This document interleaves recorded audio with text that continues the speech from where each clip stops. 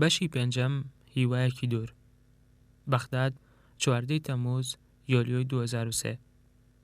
لاپەڕا 141. وێنەی ژەنەڕاڵ ئەبیزێد لەسەر شاشەی تەلەڤیزۆنە بەرینەکە بە لەرزەیەک دەرکەوت و پاشان من بوو، بەڵام دەنگەکەی نەبڕا. یاخێ بەحسیەکان بە دڵنیاییەوە ئاستی چالەکیەکانیان بەرز دەکەنەوە. جەنابی وەزیر جۆن ئەمەی لەبارەکەی سەرکردایەتی ناوەندەوە لە تامباوت کە قسەی بۆ ڕامسفێڵ دەکرد لە پنتاگۆن. بۆ ئەم کۆنگرە تەلەفۆنی ڤیدۆیە پارێزراوە کە تا ڕادەیەک هەموو پاشنیۆڕۆیەک سازی دەکەین لەسەر ئەم تەکنۆلۆژیا ڕاهەتووم کە ناتوانرێت پشتی پێ ببەسترێت. من لە بەردەم شاشەکەدا دانیشتوم لە ژوورێکی تەنگی نهۆمی دووی کۆشکدا. دەمتوانی ئەو کەسە بەشدار بووە ببینم کە قسەی دەکرد.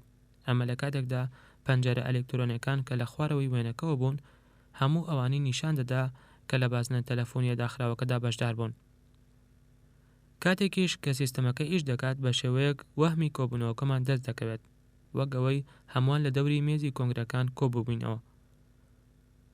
بەڵام دوانیۆڕۆی ئەم ڕۆژە گەرمە لە تەمموز یۆلیۆدا کۆنگرە تەلەفۆنیە ڤیدۆیەکە کە دەگەیشتە بەغداد و ئەبیزێت لە فلۆریدا و ڕامسفێڵد وێنەکەش باش نەدەهات، بەڵکو لەرزی و پچڕ بوو. وتم جۆن وێنەکەم هون کرد، ئایا تۆش هەروەونت کرد؟ دیسان ڕامسفێڵد ئەمەی لەبەر خۆی وت.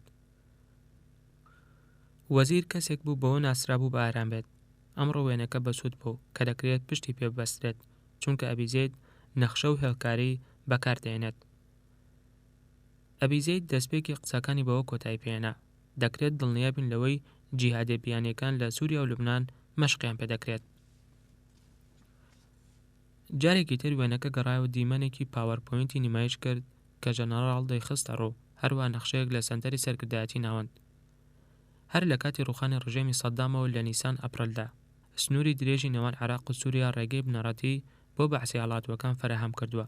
هەروە میحوەری سەرەکی ئەو جەنگاوەرە ئیسلامیە توندڕەوانەش بوو کە دەهاتن بۆ عێراق. مەبەستی جیهادیەکان ئەوە بوو کە سەرکردایەتی ناوەند پێی دەوت سێگۆشەی سوننی، کە ئەو سێگۆشە فراوانەیە پێکاتووە لە بیابان و دۆڵی فڕات بۆ خۆراوە باکووری بەغداد. ئەم ناوچەیە ئەو پەناگەیە بوو کە ژمارەیەکی نەزانرا و لە بەعسیە توندڕاوەکانی سەر بە فێرقەی پاسەوانانی کۆماری کە لە بنچینەدا ئەمانە ئامانجی فێرقەی پیادەی چواری ئەمریکی بوون لە دوای کەوتنی بەغداوە لە ئازار مارسدا.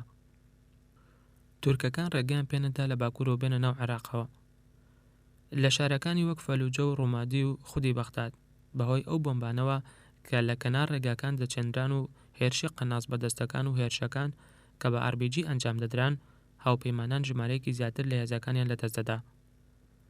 لە دوای ئەوەی لە نیسان ئەپرەلدا کە پەیکەری سەدام لە گۆڕەپانی فیردەوس شکێنرا و هێندایە خوارەوە، تا ئێستا 40 سەرباز و مارێنز لە کاتی جەنگدا یان بەهۆی ڕووداوەکانەوە لە عێراق کوژراون. هەندێک لەو کوڕکچانە سەر بە یەکەکانی پاسەوانانی نیشتیمانی یەتەک بوون. مردنیشیان بۆ هۆی ئەوەی لە شارەکان لە ویلایەتە یەکگرتووەکان دەنگدانەوە بۆ کاپیتۆڵ و بۆ پنتاگۆن دروست بکات. ویلایەتە یەکگرتووەکان هەوڵیدا بە شێوەیەکی ئاشکرا فشار بخاتە سەر سووریا بۆ ئەوەی جڵەوی ئەو چالاکیانە بکات. بەڵام سووریا کە حیزبێکی بەعسی تایبەت بەخۆی فەرمانڕەوایی دەکات، خۆی قایم کرد لە بەردەم فشارە دیبلۆماسیەکان یان ئابوووریەکاندا. ڕەنگیشە خۆڕاگر بێت لە بەرامبەر هەر شتێکدا، تەنها دەستێوەردانێکی سەربازی ئاشکرا نەبێت. سەرۆک بەشار ئەسەدیش کوڕی سەرۆکی کۆچکردو حافز ئەسەد دەزانێت لە ئێستادا گەری ئەوە نییە، چونکە هێزەکانی ئەمریکا لە عێراق و ئەفغانستان سەرقاڵن. لەو کاتەدا کە ڕامسفێڵد و ئەبیزێت بە دوای چارەسەردا دەگەڕان کۆنتڕۆڵی باشتر لەسەر سنوور، من لە قەیرانی هەڵکشاوی ئەمنی ورد بوومەوە. پنتاگۆن هیوادار بوو ئەو هێزە سەربازیە گەورانەی کە سوپای عێراقیان تێک شکاند بگۆڕێت بە تێکەڵەیەک لەو یەکە ئەمریکی و بیانیانەی هاوپەیمانان کە ئارەزوومەندن. هەروەها چاوەڕوانی دەکرد بەهاتنی ئەیلول سێپتەمبەر فێرقەیەک بە سەرکردایەتی پۆڵۆنیا لە بری فێرقەیەکی مارێنسی ئەمریکی ئاسایشی ناوچە شیعەکانی نێوان بەغدا و بەسرا لە ئەستۆ بکرێت کە هێزەکە بە قەباری لیوایەکە و کەمترە لە 3000 سەرباز و بەرپرسیارە لە ناوچەیەکی پرۆسەکان کە ئەو ناوچەیە پێویستی بە فێرقەیەکە، پێکاتوە لە پۆڵۆنی و ئۆکرانیەکان و یەکەی بچووکتر لە ئەمریکای ناوەڕاست. بەڵام گەورەترین تەشکیلە بوو لەو تەشکیلاتانە کە لە باشوور بوون، بێجگە لەو مەفرەزە بەریتانیایی کە لە 10,000 سەرباز پێکاتوە. ئێستا ئەبیزەید باسی ئەوەی کرد ئەو 23,000 سەربازە نائەمریکیەی کە لە وڵاتدایە بەس نابێت، هەتا ئەگەر هێزەکانی هاوپەیمانان کە پۆلۆنیا سەرکردایەتیان دەکات جێی ئەو یەکە جەنگاوەرە ئەمریکانە بگرێتەوە کە لە عێراق دەچنە دەرەوە. من هاوبەشی جۆنم کرد لەو بێئومێدیەی. ماوەی چەند هەفتەیە کە هەستم بەوە کردووە کە پنتاگۆن هەستی بە پێویستی تێکشکاندن و پێشوەخت زاڵبوون بەسەر یاخیبوونی بەعسیەکان و ئیسلامیەکان نەکردووە کە بەردەوام لە هەڵکشاندایە. سستی جوڵەی دامەزراوەی پنتاگۆن بەشێک بوو لە گرفتەکە. لە ناوڕاستی حوزێران یونۆدا لە بەغداد بەشداریم لە کۆنگرەیەکی تەلەفۆنی ڤیدیۆیی پارێزراو کرد لەگەڵ ئەنجومەنی ئاسایشی نەتەوەیدا بە سەرۆکایەتی سەرۆک. تێدا باسمان لە ئاسایش کرد لە عێراق. وتم من نیگەرانم لەوەی ڕەنگە هێزەکانمان لە کاتێکی زۆر زوودا بکشێنەوە. ئەوە بەس نییە بڵین هێزی وڵاتانی تری هاوپەیمان جێگەی فێرقەکانی سوپای مارێنز دەگەرنەوە. پێشتر لیستی ئەو یەکە بچووکانم پشکنی بوو کە ئەفسەری پەیوەندی هەیە لە بارگەی سەرکردایەتی ناوەند لە تامبا و هێز دەنێرێت بۆ بەغداد. لە ڕاستیدا ئاوێتەیەک بوو، هەمویان ڕێسای پێکدادانی تایبەت بەخۆیان هەبوو کە ئەوە دیاری دەکات چۆن و لەکوێ و کەی دەجەنگێن. بۆ نمونە لیتوانیەکان بە 4 پزیشک و 1 تیم فاسیل بەشداری دەکەن، واتە هەمووی نزیکەی 35 کەس دەبن. پێداگریم کرد لەسەرەوەی پڕکردنەوەی بۆشایی بە هێزە بیانیەکان پێویستە لە توانە سەربازیەکانمان کەم نەکاتەوە. تێبینی ئەوەشم کرد هێشتا جەنگ کۆتایین هاتووە. ئێمە پڕکێشی ئەوە دەکەین ئەو ئینتیباعە بدەین عێراقیەکان کە ئێمە جددی نین. ئەگەر ئەوەش ڕوویدا ئەوە ڕەوشی ئەمنی بە خێرایی ئاڵۆز دەبێت. دەمویست بکەمە گوێی سەرۆک. ئەو هەستم لە هەبوو کە دەستگا چەکدارەکان ڕەنگیشە خودی ڕامسفێلد پەلە دەکەن لە جێڕانەوەی هێزەکان بۆ نیشتیمان، وەگەوەی کە هەمیشە لە کۆبوونەوەکانی ئەنجومەنی ئاسایشی نەتەوەییدا هەیە. سەرۆک بۆش لە بەشی سەرەوەی مێزەکەوە کە بە تەختە ناوپەشکراوە لە ژووری ڕەوشەکان لە کۆشکی سپی دانیشتووە. سەرۆک وتی من هاوڕام لەگەڵ تاجێری، بەڵام من پێم وایە تۆ خراپ تێگەیشتوویت. هێزە ئەمریکیەکان کە پاشەکشە دەکەن یەکەی ئەمریکی تر جێگایان دەگرێتەوە. ڕەوشەکە بۆ شێوەی نەبوو کە من تێگەیشتبووم لە گۆڕینی هێزە کۆنەکان، بەڵام ڕەنگە من هەڵەبم. هەر چۆنێک بێت ئەوە ڕاستکردنەوەی کاروبارەکان دەکەوێت ئەستۆی سەربازەکان. بەڵام ژەنەراڵی مارێنز پیتەر بیس جێگری سەرۆکی دەستەی سەرۆک ئەرکانە هاوبەشەکان مەسەلەکەی ئاڵۆزتر کرد بەوەی کەوتی کاتێک کە فرقەی سێ پاشەکشە دەکات کە سەرکردایەتی هێرشکردنە سەر بەغدای کرد لە تەمموز یولۆدا، ئەوە دەگۆڕێت بە فرقەی پیادەی 4 کە لە ڕووی هێزەوە یەکسانە بەو. بەڵام لە بەرەوەی فرقەی 4 بەکردداری لە عێراق بڵاو کراوەتەوە، ئەوە هێزە جەنگاوەری پوختەکەمان وەگەوەی کە من تێدەگەم نزیکەی فرقەیە کەم دەکات. لە کۆتایی و کۆبوونەوەدا سەرۆک ئەوەی زیاد کرد کە هەبڕایە لەگەڵ بریمەردا بەوەی هێزە نێودەوڵەتیەکان وەک هێزە ئەمریکیەکان چالاک نابن. کۆندۆلیزا ڕایز هەوڵیدا ئەوە بە سەربازەکان ڕوون کاتەوە کە ئایا لە واقعدا بەریتانیەکان پلاندا دەڕێژن بۆ ئەوی لە پاییزدا هێزەکانیان لە باشووری عێراق بکێشنەوە. ئەوان قاڵی ئەو مەسەلەیان. دوای ئەوە باسەکە درێژەی کێشا. دوای ئەو کۆبوونەوەی پەیوەندیم کرد بە فەریق کرادۆک گەورەی یاریتەدەری سەربازی ڕامسفێلد بۆ دڵنیابوون لەوەی کە وەزیر درک بۆ نیگەرانەی دەکات کە من هەستی پێ دەکەم لە بەرامبەر کشانەوە هێزەکاندا. دوایەوە پەیوەندیم کرد بە دکتۆرە ڕایسەوە. پێم ڕاگەیاند بە بۆچوونی من هاوپەیمانان نیوەی ژمارەی ئەو سەربازانە لە خۆ دەگرێت کە ئێمە پێویستمان پێیەتی و ئێمە پڕکێشی دەکەین ئەگەر ئەو هێزانە بگوێزینەوە بۆ باشوور. ئەو کات ئەو لێکۆڵینەوەی ڕاندم هەر لە زەیندا بوو کە پێشەوەی بێن بۆ عێراق نیشانیدام. وتی هەروە منیش نیگەرانم. داوام لە سەرکردەکان کردووە شیکارێکی دوور و درێژم پێشکەش بکەن لەبارەی توانە سەربازیەکانمانەوە بە شێوەیە کە بتوانم سەرۆکی لێ ئاگادار بکەمەوە. یەکسەر دوای و پەیوەندیە داوام لە کلای ماکماناوای کرد کاتێک گەڕایەوە بۆ قەتەر لەگەڵ جۆن ئەبیزەیدا کۆبێتەوە بۆی وردەکاری واقیعانەی لێوە دەست بکەوێت لەبارەی ئاستی هێزەکانمانەوە. ئێمە نەمان دەوێت لەگەڵ سەربازەکاندا ڕوبەڕوو بینەوە، بەڵام من دڵنیابم ئەگەر پارێزگاری لە توانە و ئاستی هێزە سەربازی ئەمریکی و هاوپەیمانەکانمان نەکەین کە پێویستمانە لە عێراقدا بە تایبەتی هێزی جەنگاوەری ئەوە لە بنیادنانەوەی وڵاتدا ڕوبەڕووی گرفتی ڕاستەقینە دەبینەوە. لەو گرفتە سەرەکیانی تریش کەمی زانیاری هەواڵگری ورد بوو لەبارەی سروشتی دوژمنەوە. لە سەرەتاکانی تەمموز یولۆدا بێڵ سەرۆکی وێستگەی ئاژانسی هەواڵگری ناوەندی لە دەسەڵاتی کاتی هاوپەیمانان دەست بەکار بوو. ئەو کەسێکی شارەزا و لێزان بوو، بۆ چەند ساڵێک لە ناوچەکەدا کاری کرد بوو، دەیتوانی بە عەرەبی قسە بکات. وێستگەی بەغدادیش لە ڕاستیدا گەورەترین وێستگە بوو لە جیهاندا، بۆیە ئەوە بەکارێکی گەورە دادەنرا بە نیسبەت ئەوەوە. بینیم بەشێکی گەورە لە گرفتەکە لەوەدایە کە واشنتۆن کارە پێشینەکانی وێستگەکەی دیاری کردووە کە بە دوای چەکی کۆکوشدا بگەڕێن و ئەو گەورە بەحسیانش دەستگیر بکەن کە کاغەزی یاریەکان بەناوبانگی کردن کە وێنەی گەورە داواکراوەکانی لەسەر چاپ کراوە و سەرکردایەتی ناوەندا بەشی کردن. هەر لە کۆتاییەکانی ئازار تەمووزەوە هێزەکانی هاوپەیمانان بە دوای گەنجینەی چەکە عێراقیەکاندا دەگەڕا، بەڵام تا ئێستا هیچ چەکێکی کۆکۆش نەدۆزراوەتەوە. زانیشم کە بێڵ لەلایەن بارگای سەرکردایەتی ئاژانسەکەەوە لە لانگلی ڤێرجینیاوە فشاری لەسرە. ئەو سەرپەرشتی گروپێکی ڕۆماڵکردنی عێراقی دەکرد کە دەستگایەکی هەواڵگری بوو نزیکەی 1400 مەدەنی و سەرباز لە هاوپەیمانانی لەخۆ دەگرت بە دوای چەکی کۆکوشدا دەگەڕان. دەبێت ئەم کۆشەش قورسایەکی ئیداری فشاردەی خستبێتە سەر وێستگەی بەغداد. بەڕاشکاوانەوتم باشە بێڵ، گەڕان بە دوای چەکی کۆکوشدا گرنگە، هەروە ئێمە زۆر پێویستمان بەوە هەیە سەددام و دەستەکەی دەستگیر بکرێن، بەڵام پێویستە لەسەرمان هێرش بکەینە سەر ئەوانەی کەوا ئۆتۆمبیلەکانی هامفی دەتەقێنەوە و سەربازەکانمان دەکوژن، هەروەها ئەو کەسانەی کە هێڵەکانی وزە و بۆرێنەوتەکان وێران دەکەن. هەستا و بە حەسرەتەوەتی من دەمەوێت قورسایەکەدا بەش بکەم بەسەر ئەو ئەولیاتانەدا کەلامە. وتم ئەوە کارێکی دوورە کە سەربازەکانمان بە چەکی کۆکوش بکوژرن، بەڵام ئەوان ڕۆژانە ڕووبەڕووی تەقینەوە دەبنەوە لەسەر دەستی یاخێ بەعسیەکان یان تیرۆریستەکان، بۆیە پێویستە دۆزینەوەی ئەو کەسانە لە پێشینی کارەکان بێت. وا دیار نەبوو قەنەعەتی کرد بێت، بۆیە بەبیر بێڵم هێنایەوە کە ئەو وەک نوێنەری بەڕێوەبەری ئاژانسی هەواڵگری ناوەندی ئەوە بەرپرسیارەتەکەی لەبارەی هەواڵگری لە عێراق ئاژانسەکە و دۆزینەوەی چەکی کۆکوژی تێپەڕاندووە. دەمەوێت هەموو توانە هەواڵگریەکان کە لێرە پەیوەندیدارن کۆ ببێتەوە و لە ماوەی 24 کاتژمێردا پلانێکم پێشکەش بکەیت بۆ ئەوەی شوێن ئەو کەسە شەڕەنگێز و خراپەکارانە بکەوین. لەو کاتەدا کە پیاوەکانی بێڵ لە ڕۆژی دواتردا کاریان دەکرد، بەرنامەیەکی خەڵاتی داراییم ڕاگەیاند تایبەت بە سەددام و دووکوڕەکەی.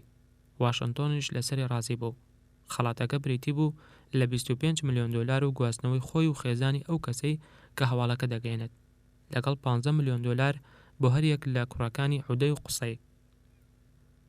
ڕۆژی پێنجشەممە 7 تەمموز یۆلیۆ بە یەکێک لە بەیانە خنکێنەرەکانی بەغداد دەستی پێکرد. لە ناوەڕاستی ئاویندا کاتێک هەڵاتنی خۆر هەڕەشەی گۆڕینی شارەکەی دەکرد بۆ فرینێکی پڕ لە دووکەڵ و تەپۆتۆز. من و کلای ئێستا کەرەڤانەیەکی ساز و لە بارمان هەیە، بۆیە شەوان ڕەوشەکە خراپ نەبوو کاتێک کارەبامان هەبووە، بەڵام ئەمڕۆ ماندوم، هەروە هەمومانیش. بەهۆی جیاوازی کاتیشەوە لە نێوان ئێرە و واشنتۆندا کە دەگاتە 8 کاتژمێر، زۆر جار دوای نیوەی شەو پەیوەندی تەلەفۆنیەکانم وەردەگرت لە ژووری پەیوەندەکان لە نهۆمی دووەم. بەبەر ئەو نووسینگانەدا دەڕۆشتم کە پڕ بوون لەو کەسانەی کە هەر لە بەیانیەوە لە پشت نووسینگەکانیانەوە دانیشت بوون. سەرەڕای ئەوەی دەسەڵاتی کاتی هاوپەیمانان گەشەی کردبوو بۆ ئەوەی نزیکەی 3000 کارمەند لەخۆ بگرێت لە 25 وڵاتەوە، ئەوە ئێمە تەواو فشارمان لەسەر بوو. بۆ چەند هەفتەیەک تەلەفۆنمان نەبوو. ژوورەکانی کۆشیش ژمارەیان لەسەر نەبوو، لەبەرەوە بانگێشکردن بۆ کۆبنەوەیەک دەبوو کەسێک بنێردرایە بۆ ئەوی ئاگاداریان بکاتەوە بە هیوای ئەوەی لە کاتی کونجاودا بیاندۆزێتەوە.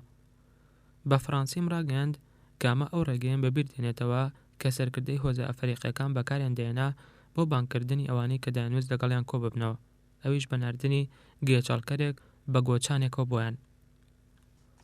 زۆربەمان لە کۆشکدا بۆ چەندین کاتژمێر بە بەردەوامی 7 ڕۆژ لە هەفتەیەکدا کارمان دەکرد. هەمیشە سوور و بەردەوام بووین لەسەر کارەکانمان، لەگەڵ گەرمای توند و بڕانی بەردەوامی کارەبا و ئاو دەنگی تەقینەوە پێکدادانەکان. زۆری کارەکان لە ڕادەیەکدا بوو کە چەندین جۆر لادانی لە کاتدا بەخۆ بینی. زۆر جار سەرسان دەبوو کاتێک دەمزانی کۆبوونەوەیەک کە پێش تەنها 3 ڕۆژ ئەنجام دراوە، ئەمە لە کاتێکدا پێم وابوو ئەو کۆبوونەوەیە پێش چەند هەفتەیەک بووە. بەڵام ئێمە بۆ مەسەلانە پێدەکەنین بەوەی کە ئەمە کاتی بەغدایە. دوجار ڕێککەوتین لەسەرەوەی لە هەفتەی دەسەڵاتی کاتی هاوپەیماناندا تەنها 3 ڕۆژ لە هەفتەیەکدا هەیە، دوێنێ و ئەمڕۆ و سبەینێ.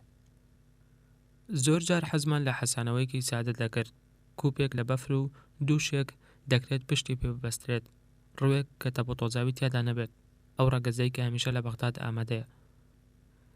تەپۆتۆز لە هەموو شوێنێکدا هەبوو، هەموو شتێک ڕەنگی تۆزێکی کپی گرت بوو، بەڵکو گەڵای دارخورماکان و ئەکالیپتۆسەکانیش بە ڕەنگی تەپۆتۆز ڕەنگ بوون. بەڵام کاتێک هەر هێزەکانمان بە هەموو کەرەستە و چەکەکانیانەوە لە نیوەڕۆی خنکێنەری بەغدادا دەبینی، ئیدی سکاڵاکانمان دەڕەوینەوە. ئێمە سەرسام بووین بەوەی کە چۆن ئەو کوڕوکچە لاوە ئاسایانە بەرگەی ئەو گەرماتوندە دەگرن. تاکە حەوانەوەی کە بە درێژایی کاتژمێرەکانی کارکردن دەستیان دەکەوێت بریتیە لە بەسەربردنی چەند خولەکێک لە سێبەردا و خواردنەوەی قومێک ئاو کە ساردیش نییە. قاوەی ئیسپرسۆی بەهێز باشترین یارمەتیدەرە بۆ من. دوای چەندین ساڵ لە خزمەت لە دەرەوە ڕاهاتووم لەسەر خواردنی ئەوەی کە من پێی دەڵام قاوەی ڕاستەقینە، ئیسپرسۆی ئیتاڵی باش. لە واشنتۆن ئامێرێکی ئیسپرسۆم هەبوو. دوای ئەوەش هاتمە بەغداد، داوای 2 ئامێرم کرد لە ڕێگای سیستەمی پۆستی سەربازیەوە. لای کوڕ و کچەکەشم ڕێنمایی هەمیشەیی هەبوو بۆ ناردنی کیسی قاوە بۆم لە ڕێگای کەناڵی سیستەمی پۆستی سەربازیەوە، بەڵام بەهۆی گۆڕانی سیستەمەکەوە نەمدەزانی دەکات یان نا.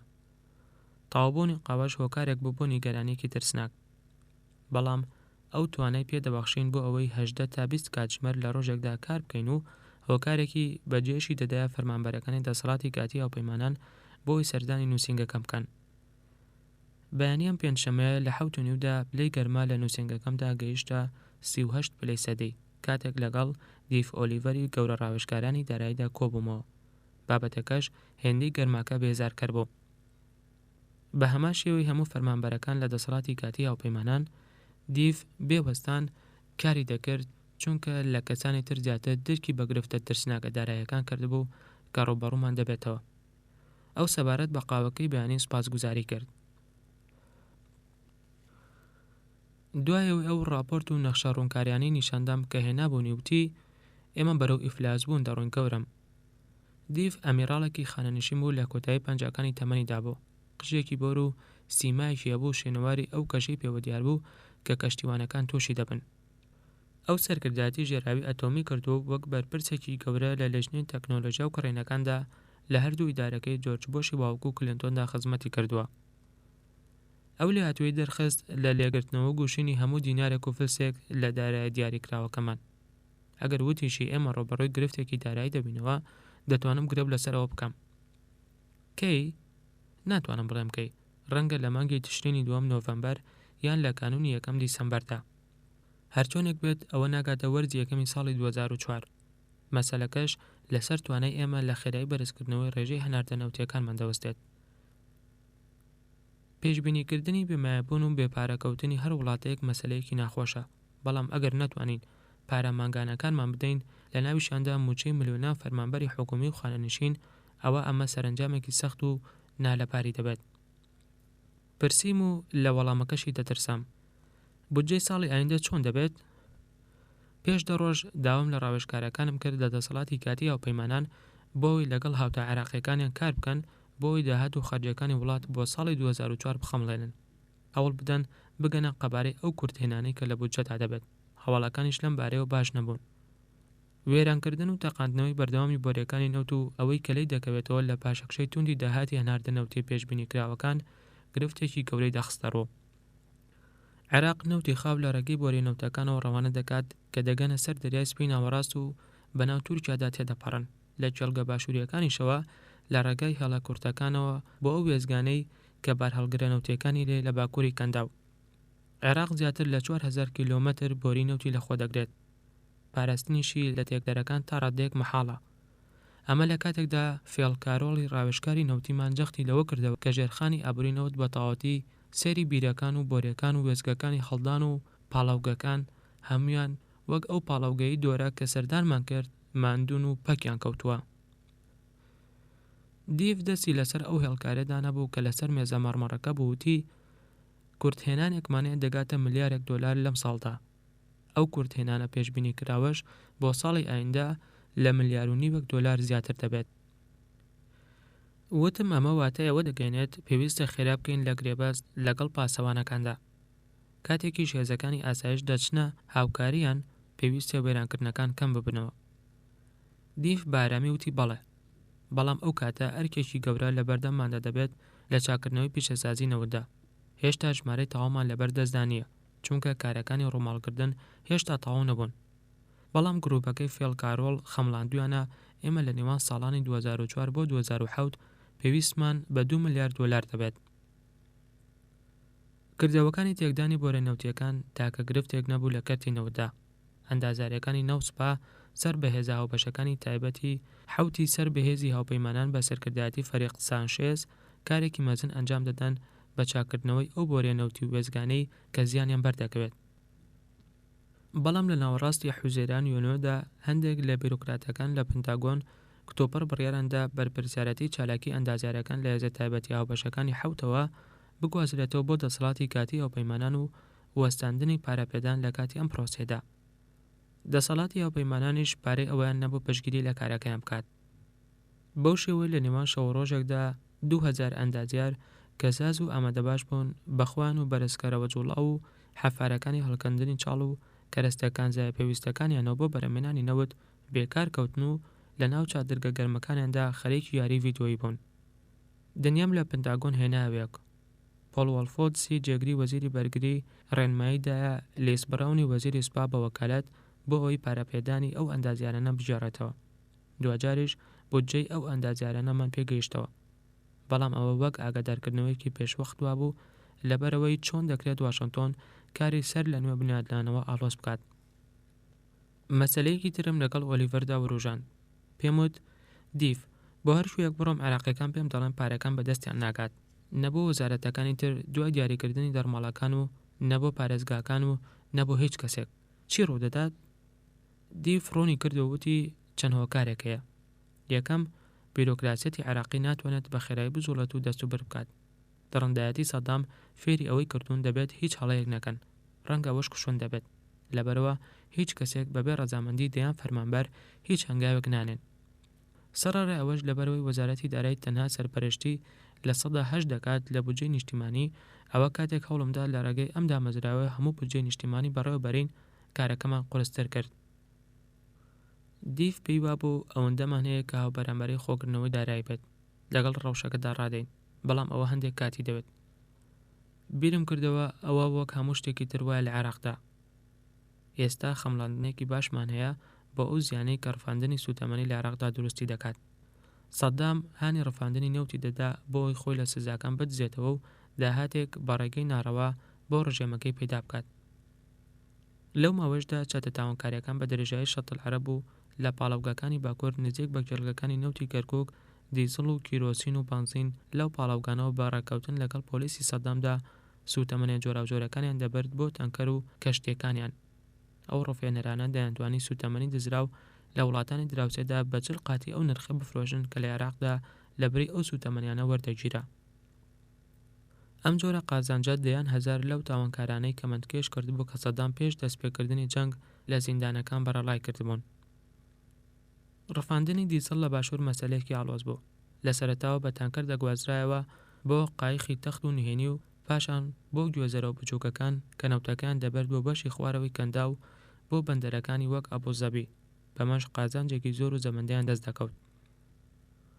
ڕێژەی ڕفاندنی نەوت لە دوای ڕوخانی ڕژێمە بە شێوەیەک زیادی کرد کە مای خەم و نیگەرانی بوو بەهۆی کەمی هێزەکانی پاسەوانی پێویست بۆ پاڵەوگەکان و کۆنتڕۆڵ نەکردنی سنوورەکانی عێراق. بازرگانی ناڕەوا و قاچاقچیش سێ شوێنەواری خراپی گەورەی هەیە. یەکەم وەزارەتی نەوتی عێراق وێبەش دەکات لەو قازانجەی کە دەبێت لە سوتەمەنی دەستی بکەوێت. هەروەک چۆن ڕفاندن دوایین گەنجینە نەوتەکانی عێراق لە بن دێنێت، هەروەها کەمی سوتەمەنی لە هەموو ناوچەکاندا دروست دەکات. ئەمەش هۆکاری دروستبوونی ئەو ڕیزە درێژانەی هاوڵاتیانی تووڕەیە کە لە شارە گەورەکاندا دەوەستن بۆ وەرگرتنی بەنزین. کەمی گاز بۆ دەهۆی ئاڵۆزکردنی کێشەی کارەباش، چونکە بەرهەمهێنەرەکانی کارەبا پێویستیان بە گاز هەیە بۆ ئەوەی کار بکەن. دیف ئۆلیڤەر هەندێک حساباتی کرد بۆ کڕینی هەموو جۆرەکانی سوتەمەنی لە کوێیت و تورکیا پێویستە لەسەرمان نزیکەی 250 ملیۆن دۆلار لە مانگێکدا خەرج بکەین. پرسیارم کرد 3 ملیارد دۆلار لە ساڵێکدا ئەو بڕۆپارەیە لەکوێ بهێنین؟ بۆ ئەوی گرفتەکەش ئاڵۆزتر بێت هەموو پاڵەوگەکانی ناو عێراق لە کار وەستا بوون هەر لە 1000 مارسەوە تا ناوەڕاستی هاوین. لە سای حکومڕانی سەدامدا پاڵەوگەکان لە مانگەکانی هاویندا بەکار دەهێنران بۆ زەخیرەکردنی بەرهەمەکانی نەوت بۆ ئەوی ئەو خواستە زۆرە پڕ بکەنەوە کە لە مانگە ساردەکانی زستان و پاییزدا لەسەر سوتەمەنی هەیە. بەڵام ئێمە ئەو زەخیرەیەمان نەکرد بوو کە لە زستانی ئایندەدا پێویستمان پێیەتی. من و ژەنەڕاڵ سانشێز باسمان لە قەیرانەکە کرد. ئەفسەرەکانی پلانێکیان هێنا کە ناوی پرۆسەی خاوی وزە بوو. وا داڕەژرابوو کە مامەڵە بکات لەگەڵ هەردوو لایەنەکەدا کە هەڵدەستن بەکاری ڕفاندنەکە. یەکەم هاوپەیمانان ئەو تەنکەرانە دەگرێت کە نەوت بە نایاسایی دەگوێزنەوە و پاشانیش سوتەمەنیەکە دەبن بە ئەو شوێنانەی کە زۆر پێویستیان بە سوتەمەنی هەیە. پاشانیش تانکەرەکان دەدەن بە وەزارەتی نەوت. هەروەها داوام لە ژەنەڕاڵ ئەبیزەید کرد دەریاوانی سەرکردایەتی ناوەند دەست پێ بکات بە ڕێگرتن لەو کەشتیانەی کە هی ڕفێنەرەکانن. ئەگەر لە کۆتاییشدا توانیمان بڕێکی باش لە کەشتەکان دەستگیر بکەین، ئیدی پرۆسەی ڕفاندن سوودێکی نابێت. ئامانجی دومیش لە پرۆسەکە مامەڵەکردن بوو لەگەڵ توێنەرەوە نهێنیەکاندا کە هی ئەو چەتانە بوون لە کۆتاییەکانی ئازار مارسەوە کاریان دزینی کێبڵی هێڵەکانی کارەبا بوو. کاتێک ئەوانە کێبڵەکانی فشاربەرز دەدزن بۆ دەستکەوتنی مز، ئەوە بەتەنها نابێتە هۆی کەمهێنان لە وزەی کارەبا لە وڵاتە، بەڵکو هەروەها دەبێتە هۆی داخستنی کێڵگەنەوتەکانی باشووری نزیک بە بەسڕەش. ئەوەش لە ڕۆژێکدا نزیکەی 500,000 بەرمیل یان 10 ملیۆن دۆلار زیان بە عێراق دەگەێنێت. لە ڕاستیشدا هێزەکانی بەریتانیا سکاڵی ئەوەیان کرد کە ژمارەیان کەم و ناتوانن پاسەوانی لە هەموو میلێک لە تۆڕەکانی کارەبا بکەن. عێراقیش 12,000 میل لە هەڵی کارەبا لە خۆ دەگرێت. من دەزانم ئەم گرفتانە چارەسەر ناکرێن، بەڵام ئەو تەحەدایی کە هاوپەیمانان لە عێراق ڕۆبەڕووی دەبنەوە گەورە بووە.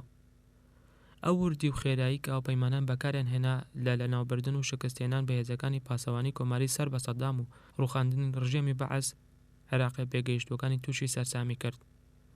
دوای ئەو نمایشکردنی هێزەش زۆرێک چاوەڕوانی ئەوە لە ئێمە دەکەن کاتێک کە تانکەکان لە جۆڵان دەوەستن بتوانن کاری سەرسامکەری هاوشێوەی ئەوە بنوێنن. ئەگەر لە تواناشماندا بوو بێت کە تۆپ هاوێژەکان دەفروتونا بکەین لە لووتکەی گەردەلوولی بیامەدە کە چاو نابینێت، باشە ئەی بۆچی ناتوانین وزەی کارەبا دابین بکەین یان بە شێوەیەکی بەردەوام بەنزین دابین بکەین. بە تێپەڕبوونی هەر ڕۆژێکیش کە هاوپەیمانانی پەرچاک دەستەوەستان دەبن لە چاکردنەوەی گرفتە ئابووریە بنەڕەتیەکاندا، ئەوە بورە و متمانەی یاخی عێراقیەکان و تیرۆریستە بیانیەکان بە خۆیان زیاتر دەبێت. ئەوەی لەسەر ئەرزی واقع ڕووی دەداوای کرد ئەو سینار و گەشبینانی پێش جەنگ هەبوو بەوەی کە عێراق لە ڕێگەی هەناردەکردنی نەوتەوە لە دوای چەند هەفتەیەک یان مانگێک لە ڕزگارکردن دەتوانێت تێچوونەکانی سەر لە نێو بنیادنانەوە بدات بۆ خەیاڵ. ئێمە بمانەوێت و نەمانەوێت لە پرۆژەیەکی درێژخایەنی بنیادنانەوەی وڵاتێکەوە تێوەگلاوین. کەلێنەکە فراوانتر بوو لە نێوان واقع و پێشبینیەکانی ڕۆماڵکردن و ڕۆژنامەوانیە سلبیەکان بۆ عێراقی دوای جەنگ. سەرڕێ ئەوەی کەمێک لە ڕۆژنامەوانە خۆراوایەکان لە کاتی جەنگدا هەواڵی خراپیان بڵاو دەکردەوە، ئەوە ئێستا کەمێکیان بەیاخی گەورە بەوە دەدەن کە لەبارەی لایەنی ئیجابی کارەکانی هاوپەیمانانەوە راپۆرت پێشکەش بکەن. بەهۆی ئەم گرفتەوە دانسینۆری گەورە ڕاوێژکارە ڕۆژنامەوانیەکان زیاتر تووشی ناومێدی هات. دوانیۆڕۆی ڕۆژێکی خنکێنەر لە ڕۆژەکانی تەمموز یۆلیۆ هات بۆ نووسینگەکەم بۆ وتوێژکردن لەبارەی ڕەوشەکەوە. پێیوتم پێویستە لەسەرمان ڕەوت و پەیڕۆمان بگۆڕین.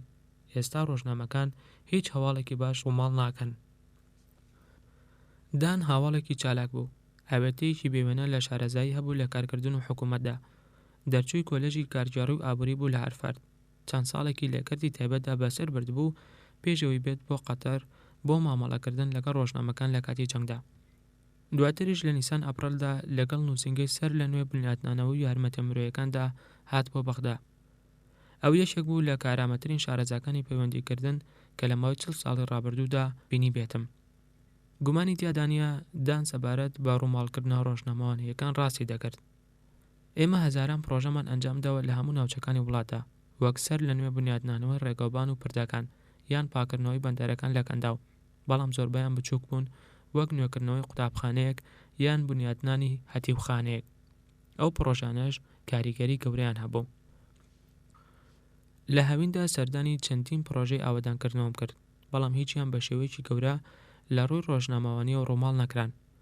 دیارەم هەواڵانە سەرنجڕاکێش نین بۆ هەواڵسازەکان و بەرەمهێنەکان، هێندەی سەرنجڕاکێشی ڕووداوەکانی تاڵانکردن و بڕانەکانی کارابا و سەرەکانی وەرگرتنی بەنزین و دوجاریش بەرزبوونەوەی ڕادەی تونند و تیژەکان. لەبەرەوە لەگەڵەوەشدا کە هێزەکان و مەدەنیەکان لە هاوپەیمانان لە سای ڕەوشێکی سەختدا کۆش و تەقەلا دەدەن و زۆر شتیان لە عێراق ئەنجام داوە، بەڵام کەمینەیەکی زۆر کەم لە دەروی وڵات بەکارەکانیان دەزانن.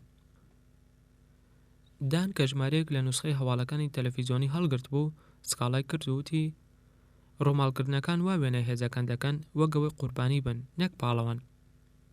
ئەوان لە نیشتیمان لەبارەی ئەو کارە سەرسامکەرانە نازانن کە ئەمان پێ هەڵدەستن. وتیشی تەحەدای گەورە ناساندنی ئەم هەواڵانەیە بە ڕۆژنامە.